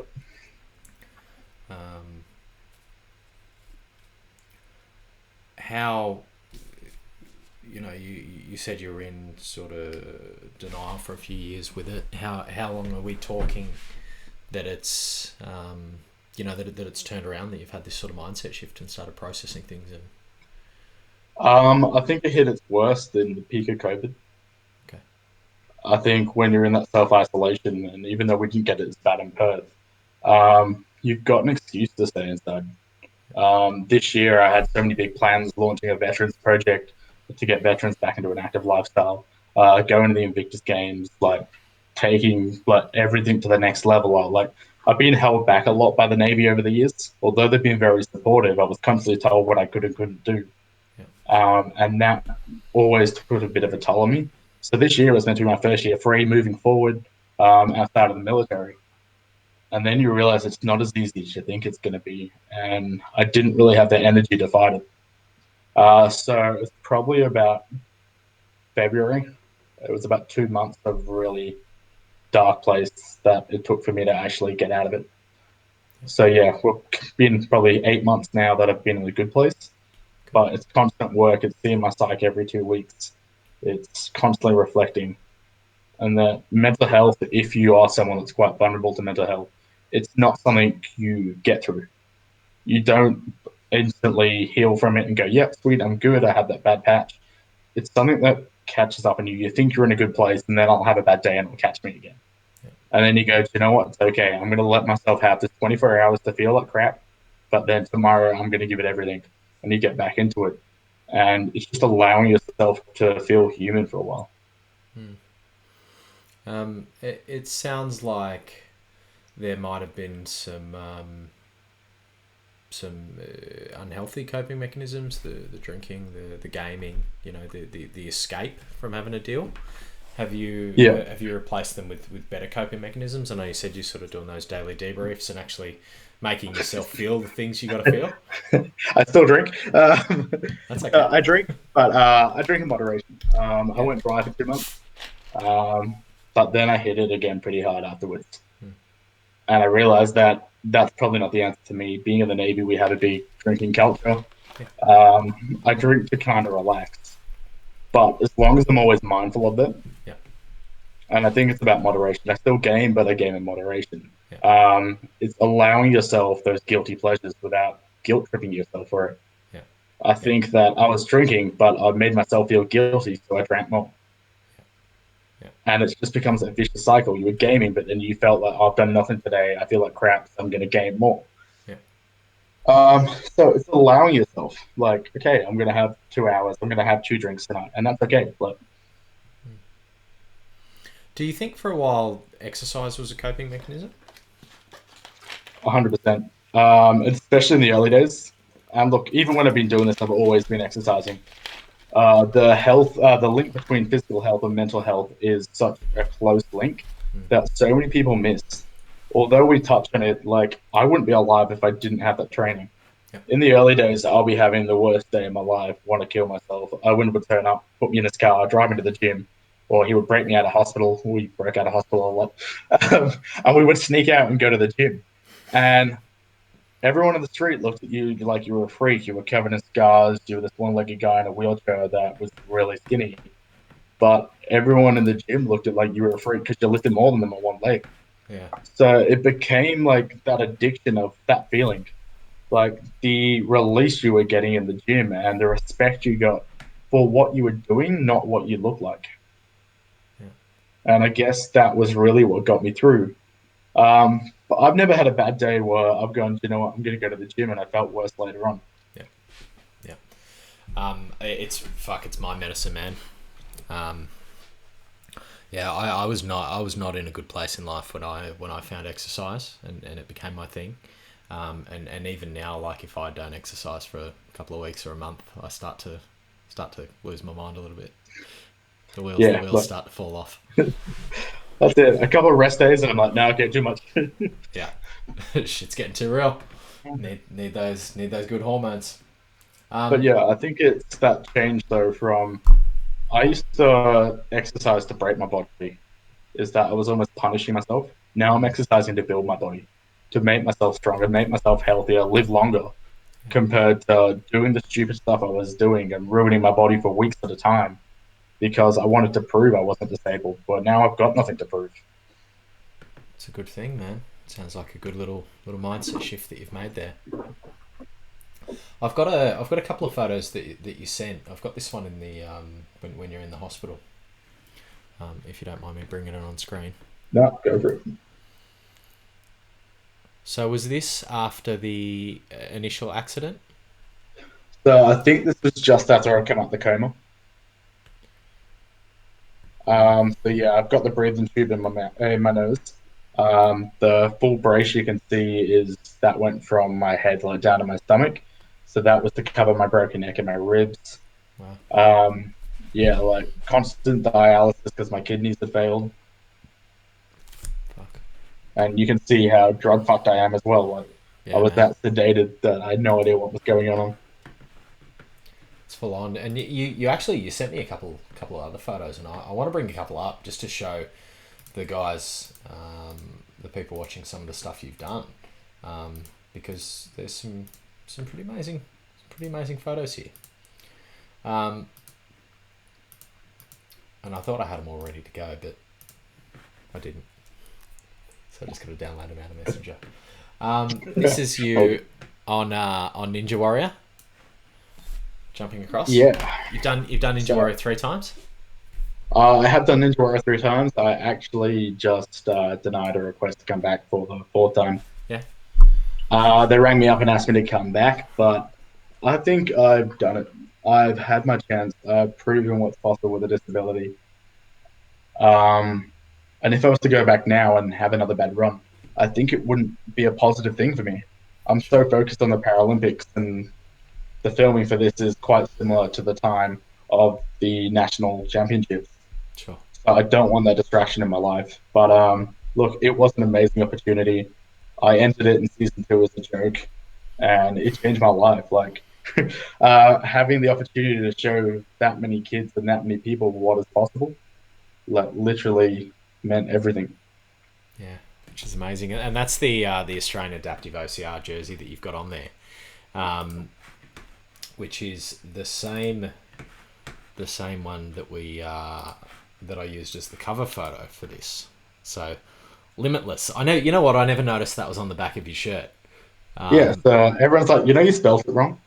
I love What it. do you mean I spelled it wrong? I love Like, it. it's got a B in it. I'm like, yeah, limb. Like, it's like, oh. Yeah. But the amount of people that have put me on course and told me I can't spell is pretty good. Yeah. Yeah. But it's no, it's cool. How many guys have you got getting around in those jerseys now? Oh, I think there's about 20 of us with them. We've done 2 releases of them from Legend Born. They're not cheap, but the quality is amazing. You have to drag that thing. There's so much mud, you throw it in the wash and it's perfect again. Yeah, they are not cheap, those Legend Born jerseys. I think they go for about $90 or something. But yeah, I think it's 110 a jersey. Yeah, wow. But they they last. They last. So 20 of you guys. That's pretty awesome. Yeah, so it's pretty cool. Most of it is family, friends that jump on board.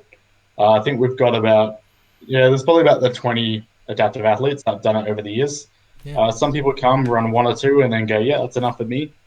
But the biggest thing about the adaptive OCR is that it's not an obstacle course. It's about teaching how to adapt. Yeah. Is that when I went into that, I was like, okay, like I just do it the same with 2 legs.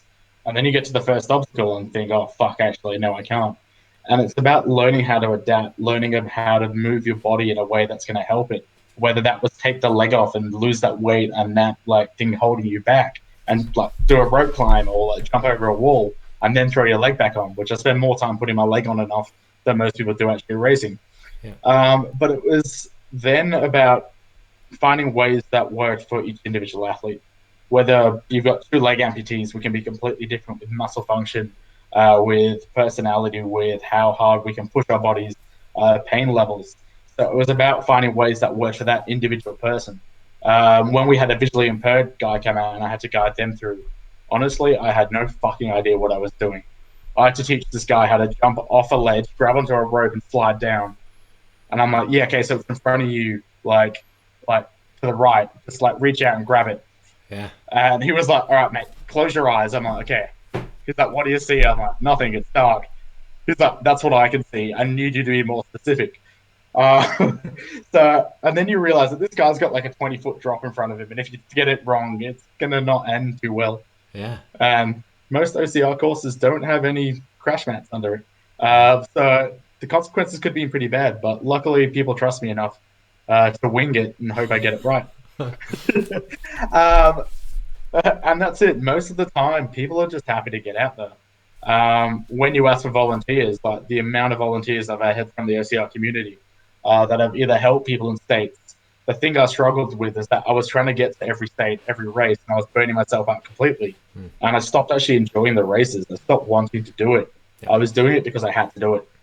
So then I started having people step up from the able-bodied adaptive scene saying, hey, what can I do? Can I help someone get through? And then I would have really experienced ultra racers skipping an ultra to take someone through a sprint and saying that was the most rewarding race of my life.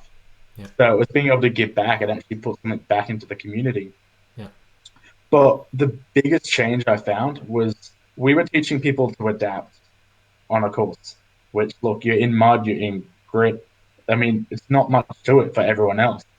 But then they would tell me about the changes they made in their own life, the ways they learned to adapt everyday situations, whether it was like getting around in a wheelchair, that things weren't so scary anymore. Going to the gym in a wheelchair wasn't so friendly. They started feeling confident enough to adapt things, to make the changes they needed to have a better quality of life. So when that started happening, I started getting that feedback. I thought, okay, maybe we're actually onto something here. Like I had no intentions of making a full team, taking this as far as we did, but we had so much positive feedback. I felt at the time it was stupid if I didn't just roll with it. Yeah, yeah, man. I couldn't agree with you more.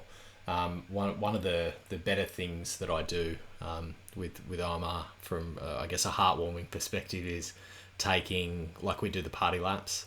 So like this Sunday we'll do a fun run party lap where we walk and we take first timers through and everyone helps each other over the walls, and you're helping people get over nets that are crying and you're dealing with shit. And shortly after I got into just doing OCR as a coach, you realise the ripple. You realise that the people who are getting this confidence on course are now having the confidence to quit their job and pursue that side hustle, or they're leaving that bad partner that they've been with for too long. And you are making a big difference in people's lives. And you personally are making a difference for people that are, maybe wouldn't have been able to make that connection on their own. So it's pretty incredible, man. Thanks, mate. Do you is it something that you're still sort of growing actively, or is it sort of something that just runs on the side? I run it on the side. If people, especially with my medical history the last 2 years, I haven't been able to do it, and financially, like I'm on a pension right now. I'm paying the bills. I'm putting food on the table to allow me to train the 11 times a week that I do. And we're going up to like 15 sessions a week at the start of next year. So trying to have a full-time job just isn't really feasible at the moment. So I don't have the extra $1,000, $2,000 to fly over east and do a race, which is what it was costing me. I went through all my savings flying to all these events. But we created the ripple effect, and we started that. And now what I'm hoping is that we can actually run races without me needing to be there. I'm more than happy to facilitate, help people, get people involved with guides, people that will help them get through. But I think my days at OCR are probably over. Okay.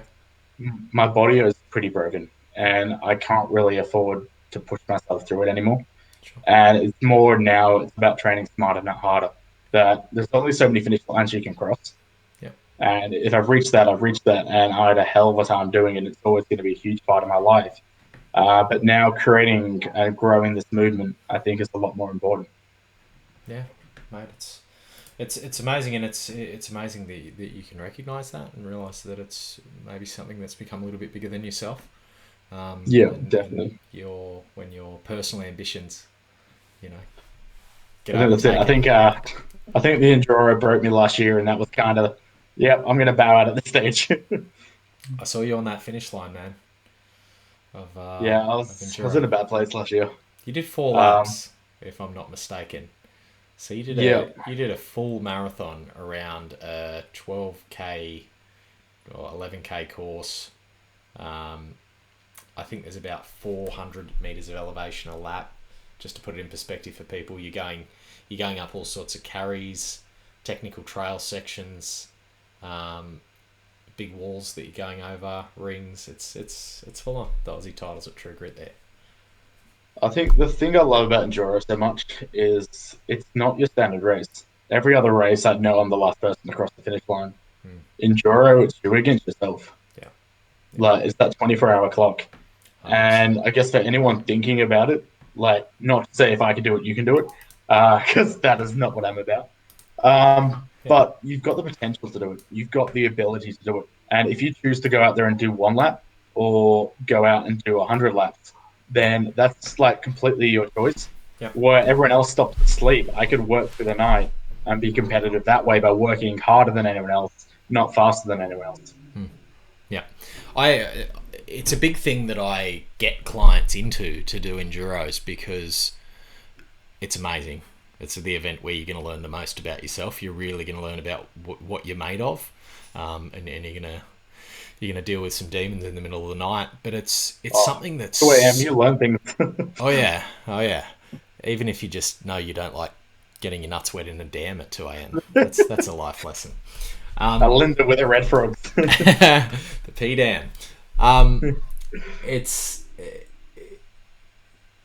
something that I think people put on this pedestal, a 24-hour enduro, and they see it as a super intimidating event. But I would say that a 24-hour enduro is easier than a Spartan Beast.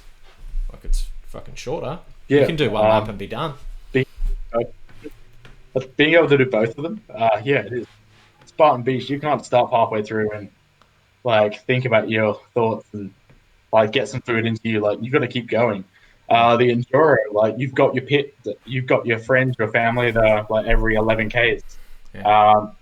But the best thing is you've got the best of the best out there with you, and these aren't random strangers that like are trying to go see it for the first time. These are people that have been in your situation, been in your shoes, know what you're going through, know how much you're hurting, and they're going to help you through every step of the way. Is that, yes, it might be an individual race, but the community really comes together in enduro, and we become this amazing like thing. Like, every time someone comes past you, it's this awesome like just support charity. Like, everyone's yelling. Start with everyone's going crazy, and like the first couple of laps, everyone's all hyped. Then you get into the night time, and you start actually realizing that, oh god, this is longer than I thought. But at 2 a.m., everyone else is sleeping, and if you can keep working through the night, you see what you're really made of. You see what you've got. You see what true pain is, what true grit is, and what you're able to push yourself through, which I think is pretty life-changing for a lot of people. Definitely. I've become very fond of saying, if you face difficulties by choice, it readies you for the difficulties you didn't choose. Definitely. This is a picture of you on a snowboard at Perisher. So you said before a lot of people don't do this. Like, is this really rare? Like, people don't get on snowboards? Not particularly. Most people with disabilities don't. One, it's expensive. Two, there's a huge like injury risk. The other thing is, it's $20,000 on my leg to let me snowboard. Wow. Most people aren't going to fund 20 grand to be able to go on a snowboarding holiday. This particular photo is pretty momentous to me. So para snowboarding, most of it is downhill. So you're doing like going through the flags, weaving in and out. But I was there for the Navy Championships, and then it was the ADF. So the Navy have their championships, Army have theirs, and then Air Force have theirs. And then the best from each like team then goes against each other. And I managed to take out third in the able-bodied championships for like the intermediates. So I beat most of the able-bodieds, which was pretty good. Yeah, wow. But then, for the ADF championships, I stuck around to represent like the ADF against Disabled Winter Sports Australia, who are like the adaptive snow sports organization in Australia. So I was versing their athletes in things, and they go through all the different events. But we just go down, we threw the flags, and that's our event. But the able-bodieds had slope style, and when I asked about entering that, they're like, "Oh no, people will like paras don't go and do slope style." Which there's a massive jump I'm on. I go down it and then hit the jump in front of me, and you've got judges that then assess your jump. And I was like, "What do you mean they don't do it?" And I was like, "Can I try it?" They're like, "We don't think it's possible." And I was like, "Watch me," and that's it. Hold so my like beer. literally like right in front of my snowboard is the biggest drop you can imagine. Yeah. And it's steep as hell. And I can't really maneuver the way anyone else would. It's like jump, flick. Like, the prosthetic doesn't allow that. Yeah. So the instructors had to like hold me until a time where I was ready to just kind of fall forward and hope for the best. So yeah, that was a pretty cool photo. Like, can you see the backdrop? You see the jump I'm about to hit below. Yeah. How'd And that go? yeah, no, it was terrible. I landed on my face, nearly died, but God, it was fun doing it. Like, that's pretty cool, man. That's pretty cool. And we've turns got out trying to push with a prosthetic is a bit harder than I thought. yeah. And this is you on a wakeboard? Yeah, so credit to this one goes to Angry Man, Jared, who's one of the True Grit photographers. Angry Man. I know Angry Man. He's a nice guy. Oh, he is pretty funny, great to find out on the course in the middle of the night. Hmm. Kind of scary to find in the middle of the course, actually, I should say. But yeah, so the owner here, so this is True Grit in Adelaide. Oh, cool. And I go over to this each year, load up the car, drive across, take my boards, take my wakeboarding leg. Yeah, cool. Once we're done doing all the True Grit stuff, Zach, the owner, gets the boat out. We all have several drinks. And then we go out wakeboarding. Nice. So I've done this for quite a few years. We have a huge party at the end. Yeah, And cool. every year, this is on my birthday as well. So me and Owen go over. We celebrate our birthday. We do a river cruise at the end of it all. That's cool, And man. some of my best memories are actually at Cordo. Like, Cordo is an amazing race. Yeah, nice. I've not been down there, but I'm going to hit a few more True Grits this year. So, or 20, It's pretty sandy. A lot of Sandy. sand, different race. Yeah, so it's a sand course. So Yeah, right. again, really challenging. And that was the one we decided to take the wheelchair through. So Yeah, even wow. more challenging. Yeah. Whoops. That's not what I wanted to click on. Let's drag you over there. There we go. Who's this you with at a finish line of Uh, something? so this is this is the Invictus Games. So this was a amputee from the UK, and he actually flew over, um, Invictus Games in Sydney, Yeah. from the UK to actually see what was possible. Um, and then, yeah, he had been following me on social media for a while. He yelled out to me as I walked past and took a photo with him, like signed a few stuff for him, gave him a few Australian badges. Yeah, cool. And yeah, for kids to see what is capable, like if you watch TV, you don't see people with disabilities, like you don't see what's possible. So having events like this that let them actually see what they can achieve, what the future has in store for them, is life changing for a lot of them. Something bigger than yourself, man. It's a good thing. You you this is you holding up a bronze. I think you said you took out a bronze and a gold at the 2018 Invictus. Yeah, so bronze was individual for me, and then the gold was for wheelchair rugby. So that was with my team. Yeah, nice. But I guess for this, I never imagined having a medal. But the Invictus was always that carrot in front of me. It was the reason I got out of bed during those dark days. Is that I got told about it while I was in hospital, and that was the goal. Get to Invictus. Like if you can get to Invictus, you're going to be okay. In 2017, I got told I needed to focus on my career, so they didn't let me go. But 2018, I had to go and represent Australia. And this moment, everything changed. Is that I realized I had achieved what I needed to do, and all the hard work, all the pain, all the sacrifice. Like in a sold out stadium, like you had 6,000 people screaming your name. It was just an unbelievable experience, not for myself, but for Australia. That you'd like, we don't put a backward sport on the pedestal it belongs. Hmm. Is that, for example, wheelchair rugby? We had that. We had a sold out stadium. You could not get a ticket. Like we had just everyone. That David Beckham came over, Prince Harry. We had all these like celebrities, and people were like, "Why can't we see this? Like, why isn't this a thing?" In the same stadium 3 weeks beforehand, the World Championships were on for it, and they had 17 people in the crowd. Yeah. And in a stadium, we managed to put 6,000 in And that was televised. because it doesn't have the funding, it doesn't have the advertising to get out. Yeah. So if you do see adaptive sport around you, go and watch it. It's not a bunch of people in wheelchairs feeling sorry for themselves. It's high performance athletes like competing at the highest level, doing amazing things with their bodies, pushing their bodies to their limits Hmm. in situations when they shouldn't be able to achieve that anymore. Yeah. Which is amazing. What was the bronze for? Bronze was rowing. So it's Nice. the concept two rower. That was the 4 minutes. It's the 4 minute sprint. But my event, I don't use legs. So my legs are strapped down and it's all upper body. Yeah, wow. I think it was 1,100 meters in 4 minutes with no legs, which was pretty good. It's the only event you get a Yeah, vomit wow. bucket next to you. That's yeah, fuck. That's that'd be rough, I reckon, with no legs. So is that all just Which, glutes and core and lower back, like, and yeah, obviously so it's upper as like no well? legs. It's just like, so it's full extension like back, and then just have to pull yourself back up.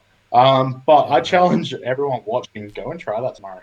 Let me know how you go. Do the minute with no legs. Don't you move your legs and see how you go in a rower for a minute. Yeah, it's not very nice. I did in the Spartan Unbreakable 24 that they ran earlier in the year, the big 24-hour virtual race that Spartan did. Yeah. I did 25 Ks in the rower, and it was fucking rough, man. And like at some points my legs were just cooked, so I'm just doing that for a while, and then you're like, all right, now my back's fucking fried, now I'll go back to the legs, and then you're not moving your upper body at all, and you just can't hide from how these CrossFitters do like marathons in a row, I have no idea. Like, mental. It's insane. Mental. And this is you on your oh no, this is the outrigger, so this is the so this is the outrigger, so you can single blade, you've got the two parts of the boat. And then, I think this was the national championships in Sydney this year, right before the whole COVID thing kicked off. Yeah, cool, mate. It's pretty amazing. It's pretty amazing what you do. You said you were looking at starting actually, before I get into that question, I might just check these comments because I've been hearing them ping. Corey's here. Mr. Whitaker, I'm going to read this over here. Just give me 1 sec. Thanks for the shout out. I just saw the part where you were talking about giving 100% and feeling like you always needed to give more. I witnessed this at True Grit Enduro where we came through for our second lap and you had the flu and you felt you were letting everyone down. Everyone was cheering you on, and here I am telling you, you didn't need to go out and prove anything to anyone because we'd already done 2 laps in 11 hours and you were running really flat. You finally listened, took a break, but then snuck off in the morning to do a 3rd lap with your brother. It was a really eye-opening moment as to how much you felt the pressure of having to live up to such a high standard that you set for yourself, regardless of what your body was saying. And it's so good to hear that you're taking the necessary time for you and your mental well-being. And I have nothing but respect for you. I look forward to catching up with you soon. Beautiful message Thanks, James. James there. Definitely hit some heartstrings, mate. Is that, it sounds like you're definitely taking care of your body a little bit more. Has there been a bit of a shift to more of a mobility yoga type style? That's usually where people go. So there's still 3 sessions of strength conditioning a week. Yep. There's like 6 on the water sessions a week. Mm-hmm. And then 1 cross-training session a week. So I'm still training at a high intensity and putting the effort in, like making what I need to do. But there's a lot behind the scenes. It's allowing myself the time to have bad days. My coach is actually really good and adaptable with that. Is that he's been learning how to work with people with disabilities, and all 3 of us have our own mental health issues. So learning when we say we're having a bad day, and we need to sleep in that day because we've been up all night with nerve pain. Yeah. We're not the type of people that use that as an excuse to say, "Oh no, I haven't slept. I need to stay up." That we are having a day where we just need to not be okay for that day. Yeah. I guess the situation James was talking about is I felt a lot of pressure to be this amazing person that everyone thought I was on social media, and I had a lot of chats with my close friends in OCR. About it, and there was a lot of people warning me that I was gonna burn out, I was gonna hit rock bottom, I was gonna crash, but I was so stubborn and determined not to let people out that I just kept going. And I wish I had paid more attention, but I guess you've kind of got to go through your own journey and hit rock bottom yourself before you're ready to stop and realize what you've done almost. Yeah. And you can't stop that. You can't stop that process. You've got to allow that process. But having people like James, like Amy, that were always there ready to grab me at the end of a race and pick me up, carry me, get me all the stuff I needed. Because I couldn't walk. I would do these races and I couldn't walk for weeks. And that was the price I was paying for every race I did. For Enduro, it was I absolutely broke myself to a state where it was about a month before I was back to normal. Yeah. And I had to, every part of me didn't want to be there, man. I stopped enjoying it, but it was about doing it for everyone else, doing it for that finish line shot, for social media, for everyone that was like, "Oh, Mark's the adaptive athlete. He's out here doing it. I've got to do it." So you felt this responsibility to be there and ruin yourself for everyone else's satisfaction, which I think when I actually took the break and fell apart, is that everyone that had warned me about it were the ones that were there to support me. And I don't think I've ever had a person say, "Oh, you didn't come to this race. That's a bit weak." everyone understands. And it was myself putting all that pressure and responsibility on me. Yeah. And I think I think there's a bit of that getting around this year. I think COVID. I think a lot of people are putting their best selves on social media and they're hiding how Yeah. much they're struggling, and it's a bad cycle to get stuck in. Um, I think you can keep everyone happy, or you can keep yourself happy, but you can't do both. I So think if you're struggling, put a post up on social media saying you're struggling. yeah, Some of the most it's honest and raw conversations and feedback I've had are when I put a post up about that. When I put a post about that self reflection, about that I've taken a break, or that I've really been going through a tough time and this is what I've learned from it. That's when you find out who actually follows you for the content yeah, and who actually follows you because they actually care about the content you're putting out. That it's not about seeing you in your bloody elevator taking elevator selfies. It's about the actual quality of content that you are putting out, you as a person, and the beliefs that you have. yeah, And you really then find out what social media is about in situations like that. yeah, definitely, man, definitely. Got a couple more comments rolling in. James is saying good looking design, talking about the jersey. Alana saying best OCR jersey. She'll be repping the AAOCR for the Super this weekend. Jenny said, as an ex-drug addict myself, I'm loving the personal reward of exercise. As long as I move the body a bit every day, I know I'm moving in the right direction. So good to hear your story, Mark. Thank you for the vulnerability. You're an inspiration. Which Thanks, is, Jenny. yeah, it's that's the other thing that's super interesting about social media is I get a lot of people that will meet me or book a call or chat and say, I've been following you for years and I've been reading your stuff, and you don't realize how much of a ripple that's having. Like you know the people that are engaging with you, but there's so many people who are watching and seeing that aren't engaging, that it's affecting, and that's sort of super interesting as well. Jared's saying you're a dead set legend, Hollywood. I'm glad I've got the highs and lows of you in action and share a leggy. I'm glad I gave you a shout out for your photo then, if you're watching. um, are you still avoiding the Hollywood nickname? um, Where'd that come from? so the Hollywood nickname came from the 2018 Enduro. I had a film crew that was shooting a documentary for Invictus. I remember. And I think already people kind of thought it. I had this crew that always followed me around. Whenever there was a media interview, I mean, I was the guy with one leg at an OCR event. Of course, I always was in the media. I always had a camera crew. I think James and Sean James, Sean, and Amy are definitely responsible for the Hollywood nickname. Um, then I got the advice from Anna Mears that I need to drop the Hollywood nickname. That it's going to create this illusion that I'm arrogant, that I'm up myself. Hmm. And having that comment like that from Anna Mears, like, because we did an interview together on the Today Show before the Invictus Games, it kind of made me think about it. Is that I think at the time I was a bit arrogant, is that it was a bit showboaty, it was a bit like kind of flaunting what I could do. And it wasn't so much about what I was doing it for, because it was still about myself. It wasn't about creating that ripple effect. Then so I spoke to people and tried to get people to stop calling me Hollywood because I didn't want a negative like outlook about it. Sure. Um, and then I went to Ninja Warrior 2019, and I had about 50 people in the crowd with Hollywood across the chest, chanting Hollywood, and that wasn't going to be on TV for another 9 months. So I know I had at least another year of the Hollywood nickname. But you know what? I've learned to embrace it. Is that I know myself that I'm not an arrogant person. That it's not all about the fame, the glory, about social media. I know why I'm doing this, Yep. and if people are going to determine that about me because of a nickname, then that says more about them than what it does about me. So they're welcome to think what they want about me.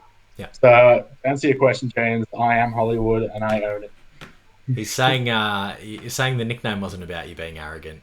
It was because you had so much camera attention. I think Yeah. I think people always make their own judgments, and like you said at the start that people put you in a basket, because of the disability. They automatically put you in that basket. And people, I think, if you have a little bit of like celebrity on social media, there's the same sort of thing that happens. They put you in that little basket. But I think if you like, as long as you stay consistent to your message, eventually it comes through and people work out what you're about. Yeah, I think, like, all my friends knew the reason behind it, and like James said, it was about the camera. But people on social media weren't getting that. They were just getting the arrogant like side of things. Yeah. And I think you're not having all these raw conversations with them to let them know that you're actually a human. You're just putting, oh, I'm in the media here, I'm in the media there, look how good I am. Like, there's no actual, hey, I'm really struggling, I'm a human that has emotions, I do all the charity work at the same time. You just see me getting all this fame and thinking that I'm just living the highlights. Yeah, it's super interesting, the sort of perception that other people have. And often that's limited by their own insecurities as Definitely. well. I wouldn't That's like... poppy syndrome. Yeah, there's been a heap of times too where like people have chatted to me about OCR and then said, oh, you've actually been pretty helpful. I thought you were just a fucking lunatic who dressed in costumes. It's like, yeah, I do that. I do that. But it's not. No, when you all get to I know am. you, Matt, you're a pretty good bloke. But it's I think it's just consistency, right? But obviously that social media is an engine. That social media is an engine to amplify that message, and be able to send those ripples further out. So it can be very good. Definitely is. I think you've just got to be careful about how you use it. I think if you focus on the bad things in your life as well as the good side, you're putting out a raw message, a true message. If you're just focusing on, I'm on holiday here, I've got this new car, like, are you really putting out the best part of yourself? Like, I always look at social media as it's a reflection of me, all parts of me. I'm not showing you just the good parts anymore. I'm showing you the bad parts, the good parts, the parts in between, a lot of my dog. But it's about having the power. And I think people relate a lot more, and you're going to get a lot more feedback if you're one of those people that kind of, you're open, you're able to have that conversation with, and people feel comfortable to come and have that discussion with you, compared to someone that comes across as up themselves, arrogant, that you're on a different level to them. And I think you hit it on the head there when you said have a discussion. I think if you're using your social media to be social and actually have discussions and be a real human on there instead of using your social media as a billboard, which a lot of people do. Yeah, I mean, your booty shop getting a lot of fire emojis, like, that's great, like, good on you, but is that what you want to be known for? Or do you want to put up posts about how you can actually get that, or how you can help people, or actually put a message out there that's going to change people's perception of things? Yeah. You can use it to educate and empower and really do a lot of good with it. It's oh man, there was one other thing I was going to bring up, and I had it there ready to go, and it's gone. Actually, it's back. Do you know Mark Shepherd? Yes, I do. You have? Have you been speaking to him about Yeah, so the All Abilities Spartan race. Yeah. Mark reached out to me and asked if I was interested in coming over, which unfortunately I can't. Yeah. But I think Mark's creating some huge ground with what he's doing. Yeah. I think what I did is I created something with people with physical disabilities, but Mark's taken that to the next level and done it for all disabilities. Yeah. For intellectual, for physical, for any kind, which is the next step, which I know there's a big push at the moment to try and make a like para like sport thing happen for the Paralympics and to be an open category. The issue you have is so many different disabilities. I think in Australia we're going in the right direction with this. Is that trying to get people out there is all about that inclusion and getting people involved, and that's a huge step in the right direction. Yeah, definitely. I for anyone who missed it, I had a chat with Mark Shepherd a couple of weeks ago. I think it was on a Saturday or a Sunday. And comment if you're interested. But Mark's running the first all abilities wave at a Spartan race. So at Spartan Gold Coast, I believe it's on the Sunday around midday. He's running a section. It's not a full course. I think it might be 3 or 4K. So it's a section of the kids course, and he's basically doing an all abilities wave. that obviously anyone's welcome to join. And Mark has a son with Down syndrome who's going to be on the course. But I believe it's the first all abilities wave outside of the US, first ever. Yeah, so the US have a huge program, but we don't have the numbers here. Because they've got it's a big thing over there with like veterans, who are coming out injured and getting them into endurance sports and stuff as a rehabilitation thing. Is that have I got that right? Yeah, so if you have a look at Operation Enduring Warrior, which is how I started with OCR, they're a huge veteran team, and there's quite a few, like Operation Black Hawk. There's quite a few other ones now that are using this as a healing tool, rehabilitation tool. Yeah. But also, it's what veterans do most days. It's getting dirty, like the obstacles, carrying heavy shit. It's what we love doing, and it's giving them that sense of purpose again. Where in Australia, we're lucky enough that if we have a disability, we could stay in the military. In the States, they don't have that option. They get out the door straight away. So it gives them that chance to be human again. Yeah, which is cool. You said you were looking to do something veteran here. Did I hear you mention something there?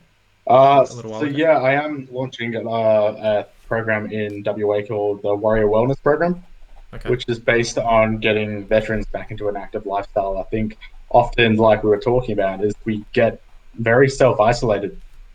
And I've definitely realized that this year that there's not a lot of things, especially in Perth, to get veterans like out, moving, interacting with society. So, and again, touching on the mental health, the fitness, having something to just get them moving, get them coming once a week, once a month. So, like, talk to other veterans to understand what they're going through. But the whole program is based around mental health, physical health, wellness, nutrition. So it's touching on like a whole range of different things and just trying to get people to be back living a healthy lifestyle. Yeah, awesome. That's a really good thing. Let me know if you need or if you're interested in any help with pretty much any of this, man. Australian Adaptive OCR, Warrior Wellness. Got a lot of passion projects at the moment. Yeah, I've got a lot of contacts across the industry and a heap of ex-army and ex-military guys that I know that might be interested in helping you along with that. No, that would definitely be great. There's that, and then there's also doing adaptive PT, but then workshops for PTs actually teaching them how to work with people with disabilities. Yeah, that's really cool. Most of the providers that like teach you like how to be a PT, it's the 12 to 14 week course, or you do your 6 months online part time. But like in the course I'm doing, I got taught that people with disabilities use hand bikes, and that's the only thing you cover, like for fitness, for training someone with a disability. And that was kind of a big eye opener for me. That like there's so many PTs that don't know how to work with people with disabilities. And like you imagine walking to the gym for the first time, it's the hardest thing you can do. You're self-conscious, you're like overweight, you don't know what you're doing with equipment. So you look at other people, you kind of hide in the corner so no one looks at you, and then you copy what other people do. Now imagine doing that in a wheelchair or doing it with a prosthetic leg or arm. You're instantly the first thing everyone looks at because you look different. Yeah. Is that gym then accessible? Do they have accessible facilities? The amount of gyms I've gone in where they're using disabled toilets as like storage because people with disabilities don't train in gyms. Yeah. That's exactly the wording I've been told. Your wheelchair doesn't fit through the equipment. But not only that, you don't know what you're doing. You don't know how to train yourself. You can't watch what other people are doing because they're able-bodied and you're not. So how do you actually do this? So it'll be a workshop that actually teaches PTs. Like the first hour will be about the PT, about teaching them using the equipment. So you can get like harnesses for people with arm deficiencies or shoulder issues, and to be able to deadlift or like do arm weights. It has a ring that comes up your pec, and you actually use your pec muscle to be able to deadlift. So like it's the upper body thing without using your hand grip. Yeah, I've seen that. So you can tap like that. Getting them working out in the wheelchair, like feeling how it feels to move, or like simulating like having no T7 function down. And how do you get people? Because everything that I've seen with PTs is especially with myself, it'd be like, okay, you've got no legs, so we're just going to train upper body. I've got 3/4 of my body that works perfectly well. It's about using the muscle you have in the most creative way to be able to get the same muscle definition, the same muscle tone, but adapting that disability to suit. So whether you have to lie down on the floor to get the same result compared to standing. Yeah, just fine. And then the second hour is going to be about having like the people from that local area then come into the gym. They're working one-on-one with these PTs, so they get first-hand experience. It breaks down all barriers so that then the PTs have potential to work with a client. And then the client then knows the PT or a whole room full of PTs that they then feel comfortable with now to go to the gym Definitely. and then train with them. And I think a lot of people think that it's so much harder working with people with disabilities. Like, it's not. It's really not. And as well as NDIS funding, you know how flaky as a PT clients can be, like trying to chase them to come so you actually have a constant earning.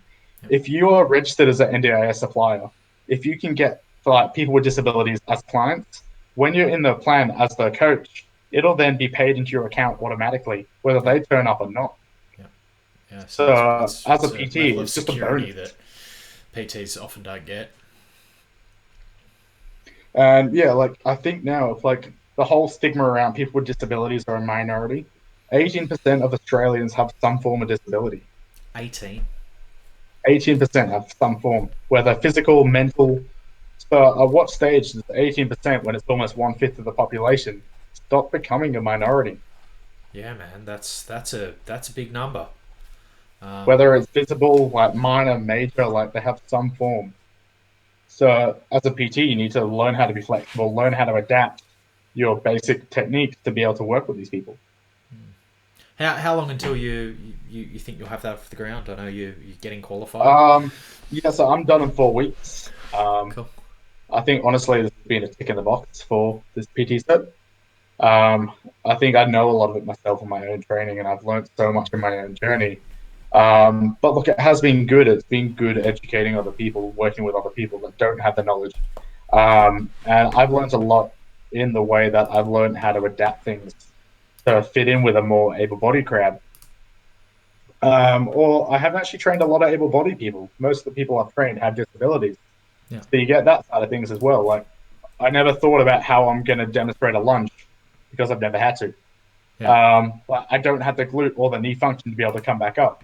So like finding out ways that I can adapt my coaching style to be able to work with people has been a big learning curve for me. And is that I guess the biggest barrier is understanding that every disabled person has a separate set of needs and a separate strategy that must be taken. Yeah, definitely. I think we get so sick of hearing, oh, but I know this person with one leg and they can do this and they can do this.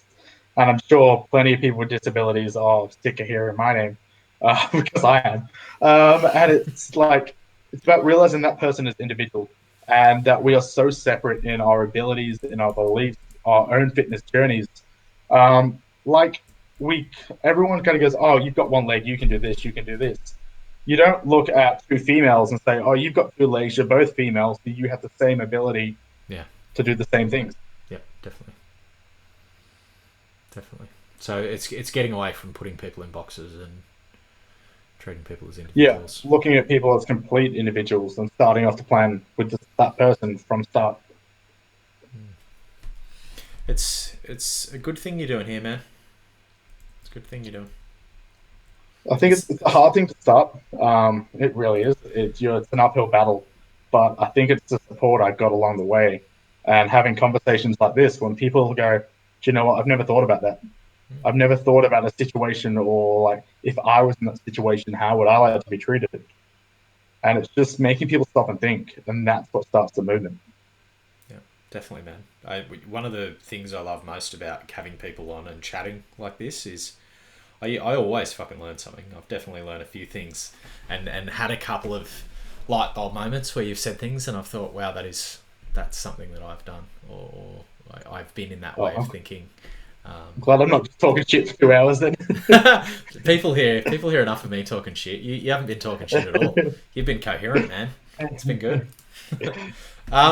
Mate, is there any... We've sort of gone off in a couple of directions. Is there anything that you want to sort of wrap up on? I know we've been going for 2 hours. Is there anything sort of the final that you want to say? I think most of it, and I know a lot of your like clients are all based around OCR, is it's that self belief. Is start believing in yourself. There's so many people in this world that are so quick to pull you down, and a community like the OCR community are the most supportive people you're going to find. No one is going to pull you down for trying. If you aim too big and you fail, then you know what to improve on next time. Is so many people say I'm waiting until, but you know what? No one else is waiting for you. That if you're waiting till you're fitter, you're stronger, you're faster, you're skinnier, then that's fine. But everyone else that's competing or doing it is already doing it. No one's waiting for you to get to the start line. Just getting to the start line and finding out what it's all about. That's what's going to make the change, not trying to cut the weight, which, like, for a lot of us, doesn't happen, or waiting till you get to that bench press target. Just start now, start competing, start getting out there, because that competitive environment and seeing those results is what is actually going to make the change, not waiting for the change. Yeah, that's awesome, man. One thing that and I'm gonna cut that out as well.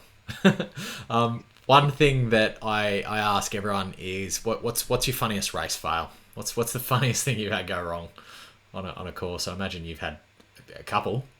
Um, so there's been a couple of times when I've had crutches fall apart, but I think the worst one was when my prosthetic snapped.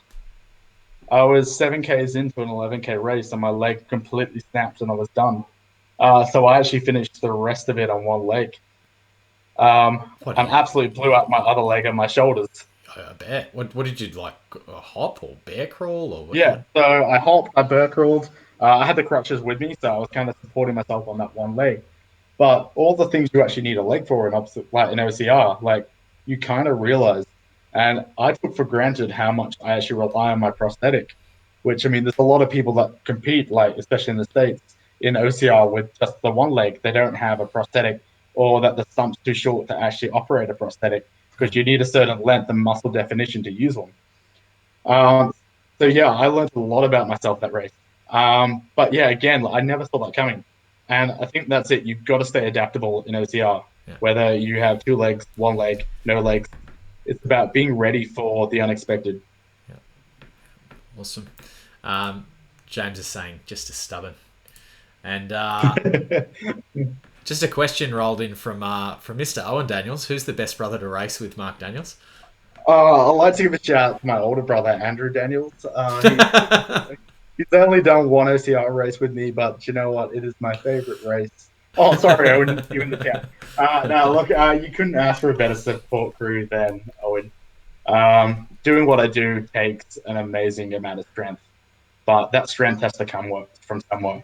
And when you got your twin brother racing next to you, and there's been times when Owen's given up his own race to help me get through, or the 24-hour race, Owen did his shoulder. He snuck out the back of the medical tent, ran around, absolutely sprinted the 5Ks to catch up to me, and then finished his fourth lap with me because he didn't want me to do it by myself because he knew how much I was hurting. And having a brother like that to get you through, he's got me through more races than you'll ever know. And I'm pretty appreciative to have a brother like him. Yeah, that's amazing, man. A lot of love there, Owen. Mate. Also, Owen, if you could pick up your phone once in a while and call me, that would be good too. Video calls, man. That's where it's at.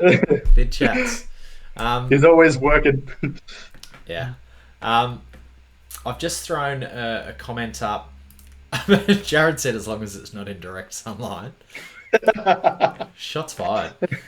I've just thrown a post up with your IG handle, Mark Daniels Motivation. It is very motivating. Actually, that's one thing that I was going to bring up. How did the fucking Ninja Warrior drinking game start? So we actually watched the Ninja Warrior. I think it was season 3. Yeah. We all got together, all the Melbourne crew, and we went to a pub. We had Corey Worthington with us, who was on my night. He's actually a really good bloke. Yeah. Party boy Corey, as everyone knows him. Yeah. Corey's actually a good bloke. Like, don't believe half the shit that the media makes up about him. But we're all at the pub watching it, and every time inspiration was said or someone commented an inspiration, we had to drink. Like, personally, I hate the word inspiration. I'm not here to be your inspiration. I'm here to do my own thing. If you want to draw from that, that is perfectly fine. But people with disabilities, like, we get sick of that word. I think inspiration is such a crap word. There's so many better words. Um, if you can draw anything from my experience, then that is fine. But please use your words. If you want to find a different way of saying that, that is great. Just use anything other than inspiration. Anything other than You get really inspiration. sick of hearing the same things. You get sick of inspiration. You get sick of people asking what happened to you when you're trying to do your shopping. Like, I've been shopping and people have been like, "Oh, what happened to your leg?" And then you tell them because you feel like you're compelled to, and they go, "You're such an inspiration." I'm like, "What? For fucking getting Cocoa Pops off the shelf?" Like, mate, I'm here trying to do my shopping. Like, Yeah. there's nothing inspirational about this. Like, fair enough. When I'm doing the crazy shit, that's inspirational, but don't overuse the word. Okay. Well, now I've got to think of a better word. I've got to think of a better word for inspiration. Okay, if you're summing up like the things I've done, okay, I would say that's inspirational. But if you're calling me an inspiration for just having one leg, then they're two completely different things. Yeah. Okay. I get that distinction. Yeah. I was going to say I've put Mark's IG on page and get over and follow it because there's a lot of inspirational content that comes out and you see him doing these amazing things. Okay. I will allow that. That's inspirational content, not that I'm an inspiration. So right. I'll let that one go. Snuck it through. Motivational. #motivational from Mr. Whitaker. All right, guys. Thank you. Mate, it's been an absolute pleasure chatting to you, man. As I said, if there's anything I can do to help with the Warrior Wellness Program with Australian Adaptive OCR, always just if you've got a new project running or anything, send me a message. And mate, I would love to do this again sometime. No, let's do it again. Let's see what I come up with in the next few months, and we'll sit down. If anyone watching has any questions that we haven't covered, or you have someone that you think I could help get involved in OCR or general training, an open book, come and have a chat with me, and I'll see what I can do. Awesome. And thanks for tuning in, guys. It's been amazing. Mark, you stick around there for 1 minute. I'll end the live, but we'll just continue to chat off air. So catch you all later, guys, and I'll see most of you at Spartan this weekend. Good luck.